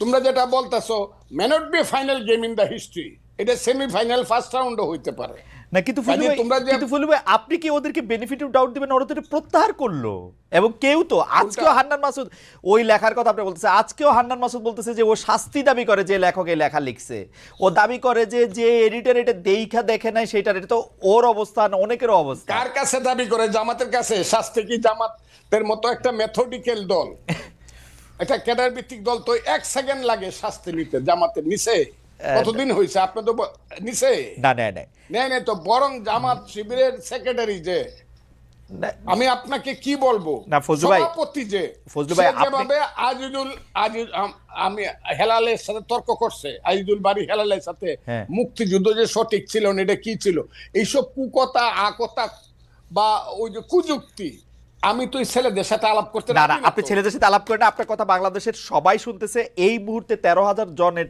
বেশি এতে লাইভ দেখতেছে। আপনি আমাকে একটা কথা বলেন, আপনি বাংলাদেশের একজন, মানে আমি কি বলবো, সবচেয়ে সাহসী মুক্তিযোদ্ধাদের একজন কমান্ডার, আমাদের যে 54 বছর পরে আইসা মুক্তিযুদ্ধের গুরুত্ব ওদেরকে বুঝাইতে হইতেছে, আপনি যাদেরকে 2 প্রজন্মের পরের, 3 প্রজন্মের পরে, আমারও 2 প্রজন্মের পরের যাদেরকে এটা বুঝাইতে হইতেছে, এর জন্য কি আমরা দায়ী না? আমরা মুক্তিযুদ্ধটাকে কোন জায়গায় নিয়ে গেছিলাম? আমরা সব জায়গায় দায়ী। 54 বছরের মুক্তিযুদ্ধকে সবাই, আপনি আমার ওই বক্তব্য শুনবেন, আমি আমার সন্তানকে বলবো, ওই যে আমি বলছি যে প্রথম দিন থেকেই মুক্তিযুদ্ধের ট্রেনটা ভুল লাইনে উঠছিল, শুনছেন আপনি আমার এই বক্তব্যটা? এটা আমি কারে বলছি? যাকে আমি পৃথিবীর মধ্যে এক সময়ে, আমি আর বললাম না, শেখ মুজিবুর রহমানরে বলছি যে উনি ট্রেনটা ভুল লাইনে তুলছে। আমি বলছি, এটা উনারা বলছে, আমি বলছি মুক্তিযুদ্ধের লাইনটা প্রথম দিন থেকেই ভুল লাইনে উঠছে, এটা যাওয়ার কথা ছিল চিটাগাং, কিন্তু এটা টঙ্গী গিয়ে। কিন্তু ফজলু ভাই আমার একটা আফসোস কি জানেন, যেই কথা আপনি ধরেন 1972, 73, 74 সালে আপনি বলতেছেন, 30 বছর 35 বছরের একটা দুর্দণ্ড প্রতাপশালী যুবক, সেই কথাই যখন আবার ওরা বলে, ওর কাছাকাছি কথা বললে আপনি এটা সহ্য করতে পারতেছেন না, এটার কারণটা কি? আসলে না, ওরা তো মুক্তিযুদ্ধটাকে মাকে অস্বীকার করে, মাকে যে অস্বীকার করে সে সন্তান না। আমি তো মাকে অস্বীকার করি না, আমি বলি আমার মাকে ভুল পথে নেওয়া হয়েছে, আমি বলি সেইটা। আমি তো মাকে অস্বীকার করি না, তো মা অস্বীকার করে, তাই নাকি? আমি মুক্তিযুদ্ধ তো অস্বীকার করি না, আমি বলি মুক্তিযুদ্ধের ট্রেনটাকে ভুল পথে চালানো, আমি বলি তো সেটা না। শুধু ট্রেন ভুল পথে চালানো না, মুক্তিযুদ্ধের নাম কইরা মানে শোষণ, জনতোষণ, দুর্নীতি। মুক্তিযুদ্ধের নাম করে লাভ হইছে। ওই যে ছেলে এখন কথা বলতেছে, ইউনিভার্সিটিতে পড়ে বা অনেক সুন্দর সুন্দর কথা বলে, এরা কথা বলে মুক্তিযুদ্ধ না হইলে ভুল ত্রুটি যত কিছু 54 বছর বলেন, বাঙালির সন্তান কিন্তু জেনারেল ওয়াকারুজ্জামান হইতো না, বাঙালির সন্তান কিন্তু সিনিয়র সচিব হইতো না, বাঙালির এই দেশে আদমজি, ইস্পাহানি, দাউদ, বাউনির সাইকেলের গাড়ি দেখতাম, তার নাতিদের গাড়ি। আমাদের সেই ছেলে যে এখন ওদের যে নেতা হাসনাত আব্দুল্লাহ, আমি তাকে ধন্যবাদ দিব, সে বলছে আমি 4 কোটি টাকা দামের গাড়ি দৌড়াই। 4 কোটি টাকার গাড়ি বাঙালি ছেলেদের থাকতো না, আদমজির নাতি রোলস রয়েস গাড়ি আমাদের দেখতে হতো। মুক্তিযুদ্ধ হয়েছে বলেই বাঙালি বলতে পারে 36,000 কোটি টাকা চুরি করার মতো সুবিধা হয়েছে, না হইলে দাঁড়ায় দাঁড়ায় দেখতে হইতো পাঞ্জাবিরা কি করে দেশ লুট করে, আর আমাদের মেয়েদেরকে নিয়ে গিয়ে সুন্দর সুন্দর বাগনা বানায়। মুক্তিযুদ্ধ সবটা খারাপ এই কথাটা আমি বলবো না, আমার মনে হয় যে ভুল হয়েছে, কিন্তু মুক্তিযুদ্ধ সবটা খারাপ। মুক্তিযুদ্ধ হওয়ার ফলেই বাংলাদেশ নামে একটা দেশ হয়েছে, বাঙালি জাতির একটা রাষ্ট্র হয়েছে, বাস দ্যাটস অল। আমি আপনাকে শেষবারের মতো আসবো 1 মিনিটের একটা প্রশ্ন করার জন্য। সেই প্রশ্নটা হচ্ছে এরকম যে আপনি বাংলাদেশের রাজনীতির, যেটা আমি প্রথমেই করেছিলাম, যে 54 বছরের মধ্যে কোন সময়টা বাংলাদেশ রাষ্ট্র হিসাবে মুক্তিযুদ্ধের আদর্শে পরিচালিত হয়েছে বলে আপনি মনে করেন, সেটা আমরা আপনার কাছ থেকে শেষ কথা শুনবো। আমি একটু জনাব হান্নান মাসুদের কাছে যেতে চাই। জনাব হান্নান মাসুদ, আপনারা কি আসলে যে ফাউন্ডেশনের কথা বারবার বলছেন, ফজলুল ভাই আসলে এটা বিভিন্ন জায়গায় বলেন, এবং ফজলুল ভাইয়ের সকল কিছুর মধ্যে এটাই আপনাদের সম্পর্কে একটা প্রধান ফ্ল্যাগ, উনি তো আপনাদের বিরোধিতা করেন না, উনি প্রধান ফ্ল্যাগ যে উনি দেখতে চান যে উনি যে যুদ্ধটা করেছিলেন সেই যুদ্ধটার 54 বছর পরে আপনারা সেই যুদ্ধটার পথে আছেন কিনা। এরপরে কারা এটাকে খারাপ ব্যবহার করছে, ভালো ব্যবহার করছে, এটা ওনারও কথা আছে, আপনাদের সবার কথা আছে, কিন্তু ওই ফান্ডামেন্টাল বা ফাউন্ডেশনের জায়গায় আপনারা এক জায়গায় আছেন কিনা, নাকি এইটা আরেকটা বিভাজনের জায়গা? জনাব হান্নান মাসুদ। না, আমি আসলে ফজল ভাই অনেক পছন্দের মানুষ। আমি দীর্ঘ সময় ধরে লক্ষ্য করছি ভাই কোনো একটা বদ্ধমূল ধারণা ভাইয়ের মধ্যে আছে। উনি যে ধারণা থেকে বারবার এটা বলতে চেষ্টা করতেছেন যে হচ্ছে মুক্তিযুদ্ধকে আমরা ধারণই করি না, মুক্তিযুদ্ধের বিরুদ্ধে, মুক্তিযুদ্ধ অস্বীকার করি। আমি জানি না ভাইয়ের মধ্যে এই বদ্ধমূল ধারণা কোথা থেকে জন্মালো, যেখানে আমাদের আজকে কালকের প্রোগ্রামেও প্রতিটা প্রোগ্রামে আমাদের স্লোগান থাকে 71-এর হাতিয়ার গর্জে উঠুক আরেকবার, 52-এর হাতিয়ার গর্জে উঠুক আরেকবার। এই স্লোগানগুলো যেখানে আমরা প্রতিদিনই দিয়ে যাচ্ছি, তারপরও আমরা কিভাবে বুঝাইতে হবে যে হচ্ছে আমাদের এখানে আছে কি নেই, আমরা কি মুক্তিযুদ্ধকে ধারণ করি না কি করি না। আমরা যেখানে আমরা তিনটাকে ইয়ে করছি, আমাদের অফিসে হোসেন শহীদ সোহরাওয়ার্দী, শেরে বাংলাকে ফজলুল হক সহ প্রত্যেকটা জাতীয় নেতার ছবি সহ আমরা টাঙ্গাইয়ে রাখছি। তারপরও যদি বলেন মাওলানা ভাসানী সহ, যে তারপরও যদি বলেন যে হচ্ছে আমরা আসলে মুক্তিযুদ্ধকে ধারণ করি না, তাহলে আসলে হচ্ছে এটা মানে আমাদেরকেও কষ্ট দেয় যে হচ্ছে কেন আমাদের বাবার মনে সবাই ভুল বুঝে, কিন্তু বাবারা কেন ভুল বুঝে, বা সন্তানরা যখন দেখে যে বাবারা ভুল বুঝে, বাবারা ভুল ব্যাখ্যা করে, তখন এই সন্তানরা কার কাছে যাবে? আপনার কাছে কি মনে হয় জনাব মাসুদ, আপনার কাছে কি মনে হয় জনাব মাসুদ, এটা ভুল বোঝার কোনো কারণ আছে নাকি? আমি আপনার কাছে কি মনে হয় জনাব মাসুদ, আপনার কাছে কি মনে হয় ভুল বোঝার কি কারণ আছে? আপনার কাছে কি মনে হয়? এটা বদ্ধমূল ধারণা থেকে জন্মাচ্ছে। আমি যেটা মনে করি যে হচ্ছে ভাই একটা জিনিস দীর্ঘক্ষণ ধরে শিবির ভাই যে ভাষায় প্রতিবাদ করতেছে, ভাই যে ভাষায় প্রতিবাদ করতেছে, আমিও একই ভাষায় এর চাইতে কঠিন ভাষায় প্রতিবাদ করে বলছি। ছাত্র সংবাদের এডিটরকে, সম্পাদককে, এবং হচ্ছে যিনি এই লেখাটা লিখেছেন সে আহমেদ আফগানিকে, দুইজনকে আইনের আওতায় আনা হোক। আমরা এটা প্রতিবাদ করেছি, আমরা এটার জন্য প্রেস রিলিজ দিয়েছি। তারপরও উনি কেন যে হচ্ছে ছাত্র শিবিরের কথাটা নিয়ে আজকে 10 মিনিট উনি টানা, মানে এই ব্যাপারটা তো আমি যে তোমাদেরকে ভালোবাসি তো মাসুদ ভাই, প্রশ্ন বান দিচ্ছিলেন আমি জানি না। আমি এখানে কয়েকটি কথা বলি। ভাই যখন হচ্ছে ইয়া নিয়ে, জামাত নিয়ে, শিবির নিয়ে এতটাই ভাই বিরোধী, এরা স্বাধীনতা বিরোধী ভাই জানেন। 2018 সালে জামাত নেতারাও ধানশীষ মার্কায় নির্বাচন করলেন, ভাইও ধানশীষ মার্কায় নির্বাচন করলেন। সেদিন যদি ভাই বলতেন জামাত নেতারা যে মার্কায় ইলেকশন করতেছে আমি সেই মার্কায় ইলেকশন করব না, আমি আজকে বলতাম হ্যাঁ জামাতরা আসলে সেই 2018 সালেও স্বাধীনতা বিরোধী ছিল। কিন্তু জনাব হান্নান মাসুদ একটা কথা বলি, জনাব হান্নান মাসুদ, 2024 মাসুদ একটা কথা বলি, আপনারা মানে আপনারা তো আমাদের নতুন আলোর, নতুন পথের দিশারি, তাই না? আপনারাও যদি একটা কাজ কেন করতেছেন, এটা করতে গিয়ে ওই আওয়ামী বিএনপি মার্কা ওই তুলনায় করেন যে আপনারাও করছেন এইটা দিয়ে আপনাদের আমি আপনাকে একটু প্রশ্নটা একটু এক্সটেন্ড করি। আপনারা যে রাজনীতির মধ্যে দিয়ে যাইতেছেন, আমি বাংলাদেশের এই রাজনীতি দিয়া গত 30-32 বছর যতদিন পর্যন্ত এগুলো আমি অবজার্ভ করি, দেখছি যে আওয়ামী বিএনপি যে পথে হাঁটতেছে আপনারা এই একই পথেই হাঁটতেছেন, ওইটারই আপনারা রাজনীতি মনে করতেছেন। গিয়ে এলাকার মানুষে বলবেন ব্রিজ বানাই দিবেন, রাস্তা বানাই দিবেন, কাউরে আপনি টাকা দিবেন, টেন্ডার দিবেন, সাহায্য দিবেন, কারো থেকে চাঁদা নেবেন, কাউরে চাঁদা দিবেন, একই সিস্টেম তো। মানে আপনারা তো আলাদা কিছু হইলেন না। ফজলু ভাইরা যেটা আমরা যেটা সিস্টেমে আমরা আগাচ্ছি, আমরা যেটা কারণ হচ্ছে কাউকে এটা দিব সেটা দিব, চাঁদা নিচ্ছি, এরকম কোনো কিছুতে আমাদের সাথে সম্পৃক্ততা নেই। আমি কয়েকটি কথা বলতেছি, আসলে ওই ধারণাগুলা থেকে আমি জাস্ট হচ্ছে বলছি কথাই এক কাজে আরেক। আমি বলছি কথাই, হ্যালো জি, আমরা শুনতে পাচ্ছি। আমি বলতে চাচ্ছি হচ্ছে কথাই এক কাজে আরেক, এই জায়গা থেকে আমি বের হয়ে আসতে চাচ্ছি। আমি বলতে চাচ্ছি আমাদের যারা কথাই যেটা বলবে কাজেও সেটা হবে। আমরা একই ভাবে হচ্ছে আমরা মনে করি যে হচ্ছে যারাই 54 বছর পরে স্বাধীনতার পক্ষ বিপক্ষ শক্তি থাকা যাবে না, যারা এখন এই সময়ে স্বাধীনতার বিরুদ্ধে অবস্থান নিবে তাদেরকে আইনের আওতায় আনা হবে, পার্সন টু পার্সন ধরে। কিন্তু আপনি সমগ্র গোষ্ঠীকে আমরা এখানে একটা কাতারে আনতে চাচ্ছি না একজনের কথার জন্য। আমি এখানে কয়েকটি কথা বলছি যে হচ্ছে আজকে বিএনপি 31 দফা দিয়েছে, অনেক প্রশংসা করছে, এটা আমাদেরও যে সংস্কারের দাবি সেই সংস্কারের সাথে অনেকাংশে মিল আছে। কিন্তু আজকে আমি একটা কথা বলি যে 2018 সালে আওয়ামী লীগ রাতের ভোট করেছে, সেই রাতের ভোট করার পরে সেই সংসদে রাতের ভোট বলে সেই সংসদেই বিএনপির নেতারা শপথ গ্রহণ করে প্রায় 4 বছর না না ওনারা আপনারা সংসদে না ছিলেন। না জনাব মাসুদ, আমি একটু বলছি, আপনারা আজকে বিএনপির যখন সমালোচনা কেন করতেছেন? মানে বিএনপির আজকে কাজের যখন সমালোচনা। না আজকে আমি আজকে একটু যদি সমালোচনা বিএনপি বলে, করছি। আজকে যদি বিএনপি বলে বিএনপি 19 সালে ইলেকশনের পরে সংসদে 5 জন বসে 5 বছর আন্দোলন করার ফলেই 24 সালে এরকম একটা পজিশন হয়েছে, যে পজিশনের মধ্যে আপনি এটা করতে পারছেন। আমি আমি নীতির জায়গা থেকে বলছি, ওনারা কি পজিশন তৈরি করছে আমি জানি না। ভাই বলছেন যে হচ্ছে প্রতিবারই ওনারা বীজ বপন করেন, গাছের চারা লাগান, গাছ বড় হয়, ফসল ফাঁকে, কিন্তু প্রতিবারই একবারও ওনারা সেই ফসল কেটে আনতে পারেন নাই। না না, প্রতি ফসল বছরই এইবারই পাকছে।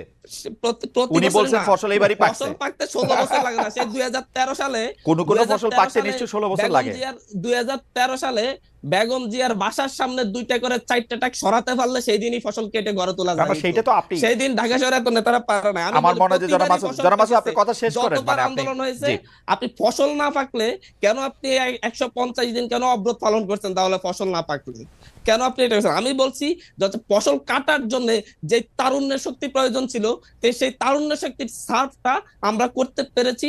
আমরা সেই জায়গায় আমাদের মুরব্বীদেরকে কিভাবে ফসলটা কাটতে হবে সে পরামর্শটা আমরা ওনাদের কাছ থেকে না না নিয়েছি। জনাব আমরা মাসুদ, সেই আপনারা জায়গাটাকে জনাব অবশ্যই মাসুদ শ্রদ্ধা করি। এইটাতে আমি শুধু আপনার একটা কথা বলি যে আওয়ামী লীগ কিন্তু কোনো রাজনৈতিক সরকারকে, কোনো রাজনৈতিক আন্দোলনকে মাঠে দাঁড়াতে দিছে কিনা সেটা আপনারা দেখবেন, এবং আপনারা এটা খুব ভালো করে না, জানেন। না, না, আপনারা কিন্তু রাজনৈতিক আন্দোলন করেন নাই রে ভাই, আপনারা কিন্তু রাজনৈতিক আন্দোলন করেন নাই, আপনারা চাকরি আন্দোলন করছেন, চাকরি আন্দোলন করছেন, রাজনৈতিক আন্দোলন করতেন, না না, আমি করতেন আপনার ওই সাথে সময়। এর বিরোধিতা করছি।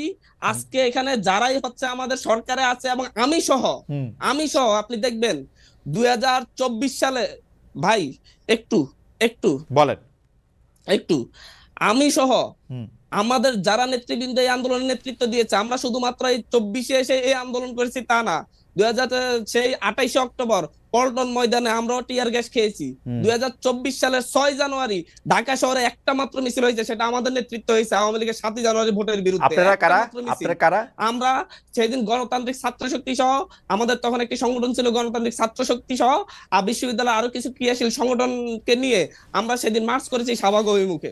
ওকে, ঠিক 6 আছে, জানুয়ারি। আপনাকে সুতরাং আপনাকে আমাদের এই থ্যাংক ইউ, আন্দোলন আপনাকে আমি থ্যাংক always ইউ। রাজনৈতিক ছিল। এবং একই সাথে ভাই, একই সাথে কোন রাজনৈতিক আন্দোলনে বিএনপি বা হচ্ছে জামাতের কোন রাজনৈতিক আন্দোলনে 2000 মানুষকে হত্যা করা হয়েছে 36 দিনের আন্দোলনে? বাট এই আন্দোলনে করা হয়েছে কারণ এই আন্দোলন সরকার তার চাইতে বেশি শক্তি দিয়ে দমন করার চেষ্টা করেছে। সুতরাং সরকারকে দোষ দিয়ে আওয়ামী লীগ সরকার এটা করেছে, দাঁড়াতে দেয় নাই, সেই প্রশ্ন এখানে একদম প্রশ্নাতীত। কারণ হচ্ছে দিনের বেলা রাস্তায় একটা জটিকা মিছিল করে, রাতের বেলা যে আওয়ামী লীগ নেতাদের বাসায় থাকলে সেই আন্দোলন অবশ্যই সফল হবে। জনাব আনান মাসুদ, আপনি বোধহয় একটু কিছু বাস্তবতা বোধহয় একটু আপনি দূরে সরতেছেন। যে এই যে আওয়ামী লীগের বিরুদ্ধে যে আন্দোলন জুলাই আগস্ট মাসে হয়েছিল, সেটাকে অরাজনৈতিক রূপ দেওয়ার চেষ্টা আপনাদেরও ছিল, আমরা যারা আপনাদেরকে সমর্থন করেছিলাম তাদেরও ছিল। সেই সময় এটাকে যে রাজনৈতিক রূপ দেওয়া যাবে না, কোনোভাবে এটা সে রাজনৈতিক সংশ্লিষ্টতা করা যাবে না, সেটা আপনারাও বারবার বলেছেন। এখন এটাকে রাজনৈতিক আন্দোলন বলতে চাইলে এটা একটা অন্যরকম মানে হয়। আপনি শেষে আবার 1 মিনিট বলবেন, আমরা 1 মিনিট একটু জাস্ট ফজলু ভাইকে শুনে আসি। যে আমরা, ফজলু ভাই, আমি আপনার কাছে একটা প্রশ্ন করেছিলাম যে আপনি ওদেরকে এত নিন্দামন্দ করেন, কিন্তু কোন সময়টা আসলে বাংলাদেশে স্বাধীনতার চেতনা দিয়ে পরিচালিত হয়েছে, একটা সময় যদি আমাদের বলতেন। না, আমি মাসুদকে আমি ধন্যবাদ জানাবো একটা ব্যাপারে, যে 18 সনে আপনি ধানের শীষ নিয়ে ইলেকশন করছেন, জামাতও ধানের শীষ নিয়ে ইলেকশন করছেন। আপনি কেন সেদিন আপনি জামাতের সঙ্গে একই মার্কা নিয়ে ইলেকশনে, ওর এই কথাটার মধ্যে কথাটার জন্য ওকে আমি ধন্যবাদ দিব। আমি যদি না করতাম তাহলে ভালো হতো, তাইলে আমার নীতিগত অবস্থানটা আরো শক্ত হতো। কিন্তু মাসুদকে আমি বলতেছি, ধানের শীষ মার্কাটা কিন্তু জামাতের না, ধানের শীষ মার্কাটা বিএনপির। এই মার্কার তলে কিন্তু তাদের কোনো মার্কা ছিল না। তাদের যে দাঁড়িপাল্লা মার্কা সেদিন হাসিনারা দেয় নাই, আমাদের মার্কার তলে এই জামাত আইসা আশ্রয় নিছিল, শেল্টার নিছিল।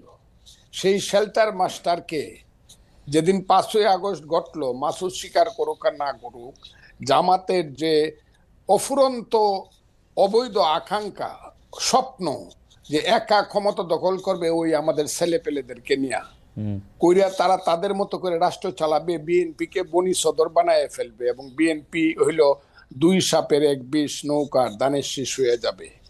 এইটা জামাত কিন্তু প্রথম দিন থেকে করার পরে আজকের বাংলাদেশটা এত অন্ধকার হয়ে গেছে। আমার মুখ দিয়ে এত কিছু কথা বের হচ্ছে এই কারণে আমি জামাতের অন্যায় আকাঙ্ক্ষাকে চরিতার্থ করার জন্য রাষ্ট্র ক্ষমতায় আজকে এই জামালে গুলো লাগছে। মাসুদরা যেটা করে, এটা মাসুদরা একটা দল করুক, আমার বাবারা একটা দল করো সুন্দর করিয়া, এবং তোমরা মানুষকে বুঝাও কোন পথে তোমরা যাবা। তো তোমরা যদি মেজরিটি হও, আমি আগের থেকে তোমাদেরকে অভিনন্দন জানায় রাখলাম, এই ব্যাপারে কোনো আমার ডিফারেন্স নাই। আর আপনি যে বলছেন যে 1 মিনিট আমাকে দিলেন যে কোন সময়ে মুক্তিযুদ্ধের পক্ষে জিনিসটা মানে সময়টা ছিল, সেই সময়টা হলো 10ই এপ্রিল থেকে 16ই ডিসেম্বর 1972 সন, মানে মোটামুটি ভাবে। হ্যাঁ জি, 10ই এপ্রিল 1971 সাল থেকে, 10ই এপ্রিল 1971 সাল থেকে 71 না, 10ই এপ্রিল 1972 মুক্তিযুদ্ধের পরের কথা বলছি আমি, ওকে, থেকে 4টা এবং আলটিমেটলি 16ই ডিসেম্বর পর্যন্ত মানে ওই পথে, মুক্তিযুদ্ধের পথে দেশটা চলছিল। কেন? তখন 309 ঘন্টা বিতর্ক করে বাংলার শ্রেষ্ঠ সন্তানেরা, আবারও বলছি বাংলার শ্রেষ্ঠ সন্তানেরা, আবারও বলছি বাংলার শ্রেষ্ঠ সন্তানেরা একটা সংবিধান করছিল, যেটা পৃথিবীর শ্রেষ্ঠ সংবিধানের একটা হিসাবে পরিগণিত হইতো, পরে এটা নষ্ট হয়েছে। এই সংবিধানটাকে আবার আমার মাসুদ বাবারা এইটা একদম এটা কি বলছে, কবর দিয়ে দিতে চায়। বিরোধিতা তো একটু এমনি করি না, তা এই শ্রেষ্ঠ ওই সময়টা 16 এর পর থেকে যা হয়েছে, 16ই ডিসেম্বরের পরে 7ই মার্চ আসছে, 73 ভোট হয়েছে 39টা সিটে। ওই সরকারের আমলেই 39টা সিটে আমার মনে যায় এই ফজলু ভাইয়ের কথা শোনা খুবই, মানে কি বলবো, খুবই আকর্ষণীয়, খুব চমৎকার, শুনতে ইচ্ছা করে শুধু, কিন্তু সময় নাই, আমাদের শেষ করতে হতেছে। কিন্তু 72-এর সংবিধানটা আপনি সত্যি পৃথিবীর সর্বশ্রেষ্ঠ সংবিধানগুলির একটা মনে করেন? সর্বশ্রেষ্ঠ বলে নাই তো, সবচেয়ে ভালো সংবিধানগুলি, সবচেয়ে ভালো সংবিধানগুলি একটা না, শ্রেষ্ঠ সংবিধান এক। আচ্ছা, শ্রেষ্ঠ সংবিধানের একটা, ওই 70 অনুচ্ছেদ থাকা সত্ত্বে প্রধানমন্ত্রীর কাছে 70 অনুচ্ছেদ আমি আপনাকে বলি, 70 অনুচ্ছেদ তখন বাস্তবতায় তো এটা তো অনেক সময় লাগবে। 70 অনুচ্ছেদ তো হইলে 54 কে 55 কে 56 সনে ওই যে এমপি এমএলএ হইয়া ভোট কেনাকাটা করে যেভাবে প্রতি 24 ঘন্টায় একবার সরকার বদল হইতো, সেই তিক্ত অভিজ্ঞতা থেকে কিন্তু 70 না, এটা আপনারা বলেন বহুবার, এটার বহু রকম রেমেডি সারা পৃথিবীতে আছে, আপনারা ওইটার দিকে আপনারা জান নাই। যাই হোক, আমার কাছে 70 আমি সমর্থন করি না। আমি 72-এর সংবিধানে ফজলু, আপনি খালি 72-এর সংবিধানে আপনার সাথে আমি আলাদা করে একদিন কথা বলবো না। হাউএভার আপনি মানে একটু আপনার সাথে কথা বললে তো একটু প্রস্তুতি নিয়ে আসা উচিত, একটু সময়ও নিয়ে আসা উচিত, সেই জন্য আমি একটু প্রস্তুতি আর সময় নিয়ে 72-এর সংবিধানটা নিয়ে আপনার সাথে আপনি একদিন কথা বলবো না। কিন্তু ফজলু ভাই একদম চমৎকারভাবে বলছেন যে উনি মনে করেন বাংলাদেশ মুক্তিযুদ্ধের চেতনার পথে ছিল হচ্ছে 1972 সালের 10ই এপ্রিল থেকে 4ঠা ডিসেম্বর পর্যন্ত, অর্থাৎ যতক্ষণ পর্যন্ত গণপরিষদ 16 ডিসেম্বর পর্যন্ত, 4টা নভেম্বর, হ্যাঁ 16, আপনি 16 ডিসেম্বর পর্যন্ত মনে করতেছেন, তাই তো? বলছি কারণ 16 ডিসেম্বরে গিয়ে এটা কার্যকরী হয়েছে। ওকে, 16 ডিসেম্বর পর্যন্ত কার্যকরী হচ্ছে, আর বাকি সময়টার ক্ষেত্রে তিনি সেটা মনে করেন না। আমরা 1 মিনিটে জনাব আব্দুল হান্নান মাসুদের কাছেও শুনবো। জনাব আব্দুল হান্নান মাসুদ, আপনারা একটা নতুন রাজনৈতিক দল যে করতে যাচ্ছেন বা যে দল যে করবেন, সেটা আসলে কোন আদর্শে পরিণত মানে পরিচালিত হবে, আপনি 1 মিনিটে সেটা একটু বলবেন কিনা, বা সেটা বলার একটু সময় হবে কিনা?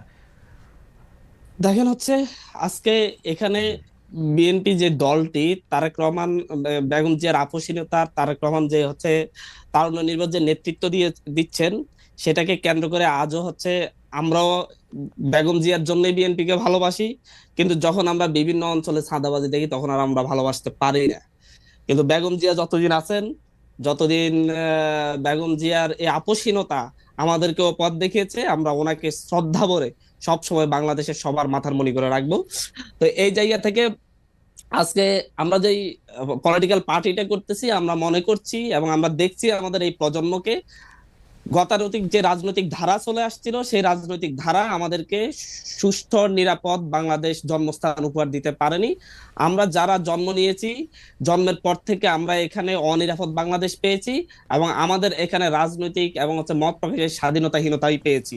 আমরা দেখেছি হত্যা, গুম, নির্যাতন। আমরা এর বাইরে থেকে আমরা মনে করি এর জন্য শুধুমাত্র আওয়ামী লীগ দায়ী না, সে 72-এর পরবর্তী সময় থেকে আজ পর্যন্ত যত রাজনৈতিক দলগুলা গড়ে উঠেছে তারা কেউই আমাদের জন্য, নতুন প্রজন্মের জন্য নিরাপদ বাংলাদেশ দিতে পারেনি। পাশাপাশি ফজলুল ভাইয়ের কাছে যদিও মুক্তিযুদ্ধের পক্ষের, মুক্তিযুদ্ধের চেতনা ধরে যে ইয়েটা 72-এর 10ই এপ্রিল থেকে 16ই ডিসেম্বর বলেছেন, আমি এই ক্ষেত্রে হয়তো আমার কিছু জানাশোনার ভুল হইতে পারে, ভাইয়ের কথার প্রেক্ষিতে আমার কাছে মনে হচ্ছে বাংলাদেশের মূলত স্বাধীনতার সেই সাম্য, মানবিক মর্যাদা এবং গণতন্ত্রকে প্রতিষ্ঠিত করার যে মূলনীতি ছিল, সেই মূলনীতির ভিত্তিতে বাংলাদেশের স্বাধীনতার পক্ষের যে রাজনীতি চলেছে, মুক্তিযুদ্ধের পক্ষের চেতনাকে ধারণ করে যে রাজনীতি হচ্ছে, সেটা মেজর জিয়ার সেই 4.5 বছর সেটাকে আমি বাংলাদেশের সোনালী যুগ বলে মনে করি আর কি। মানে তো মেজর জিয়ার মানে জিয়াউর রহমান সাহেব শাসন আমলটাকে আমি বাংলাদেশের স্বর্ণযুগ মনে করি। মানে কি উনি সেই যখন সময় উনি বাংলাদেশে গণতন্ত্র ফিরিয়ে দিয়েছেন, বাংলাদেশের মানুষকে মানবিক মর্যাদা দিয়েছেন, এই দেশের মানুষের সাথে তিনি মাটি কেটেছেন, এই দেশের মানুষকে ধারণ করেছেন। আমরা সেই রাজনীতিটাই আমরা সামনের দিকে করতে চাচ্ছি, এই বাংলাদেশের মানুষকে ধারণ করে, খেতে খামারের মানুষদেরকে সাথে নিয়েই আমরা সেই বাংলাদেশের মুক্তিযুদ্ধের যে আদর্শ, সেটাকে আমরা ধারণ করে এবং 24-এর যেই লক্ষ্য, সেটাকে আমরা অর্জনের জন্যই আমরা আমাদের যে রাজনৈতিক দল কাজ করে যাবে। Thank you. হাতিয়া থেকে যদি বিএনপিতে আপনাকে নমিনেশন দেওয়া হয়, ধানের শীষ অফার করা হয়, তাহলে নেবেন? দেখেন, বেগম জিয়াকে শ্রদ্ধা করি, সেই জায়গা থেকে ওনার প্রতি আমার শ্রদ্ধাবোধ থাকবে, কিন্তু আসলে আমি চাই যে আমাদের যে নতুন রাজনৈতিক ব্যবস্থার কথা বলছি, আমরা সেই নতুন রাজনৈতিক ব্যবস্থা গড়ে তুলে সেই ব্যবস্থা হাতে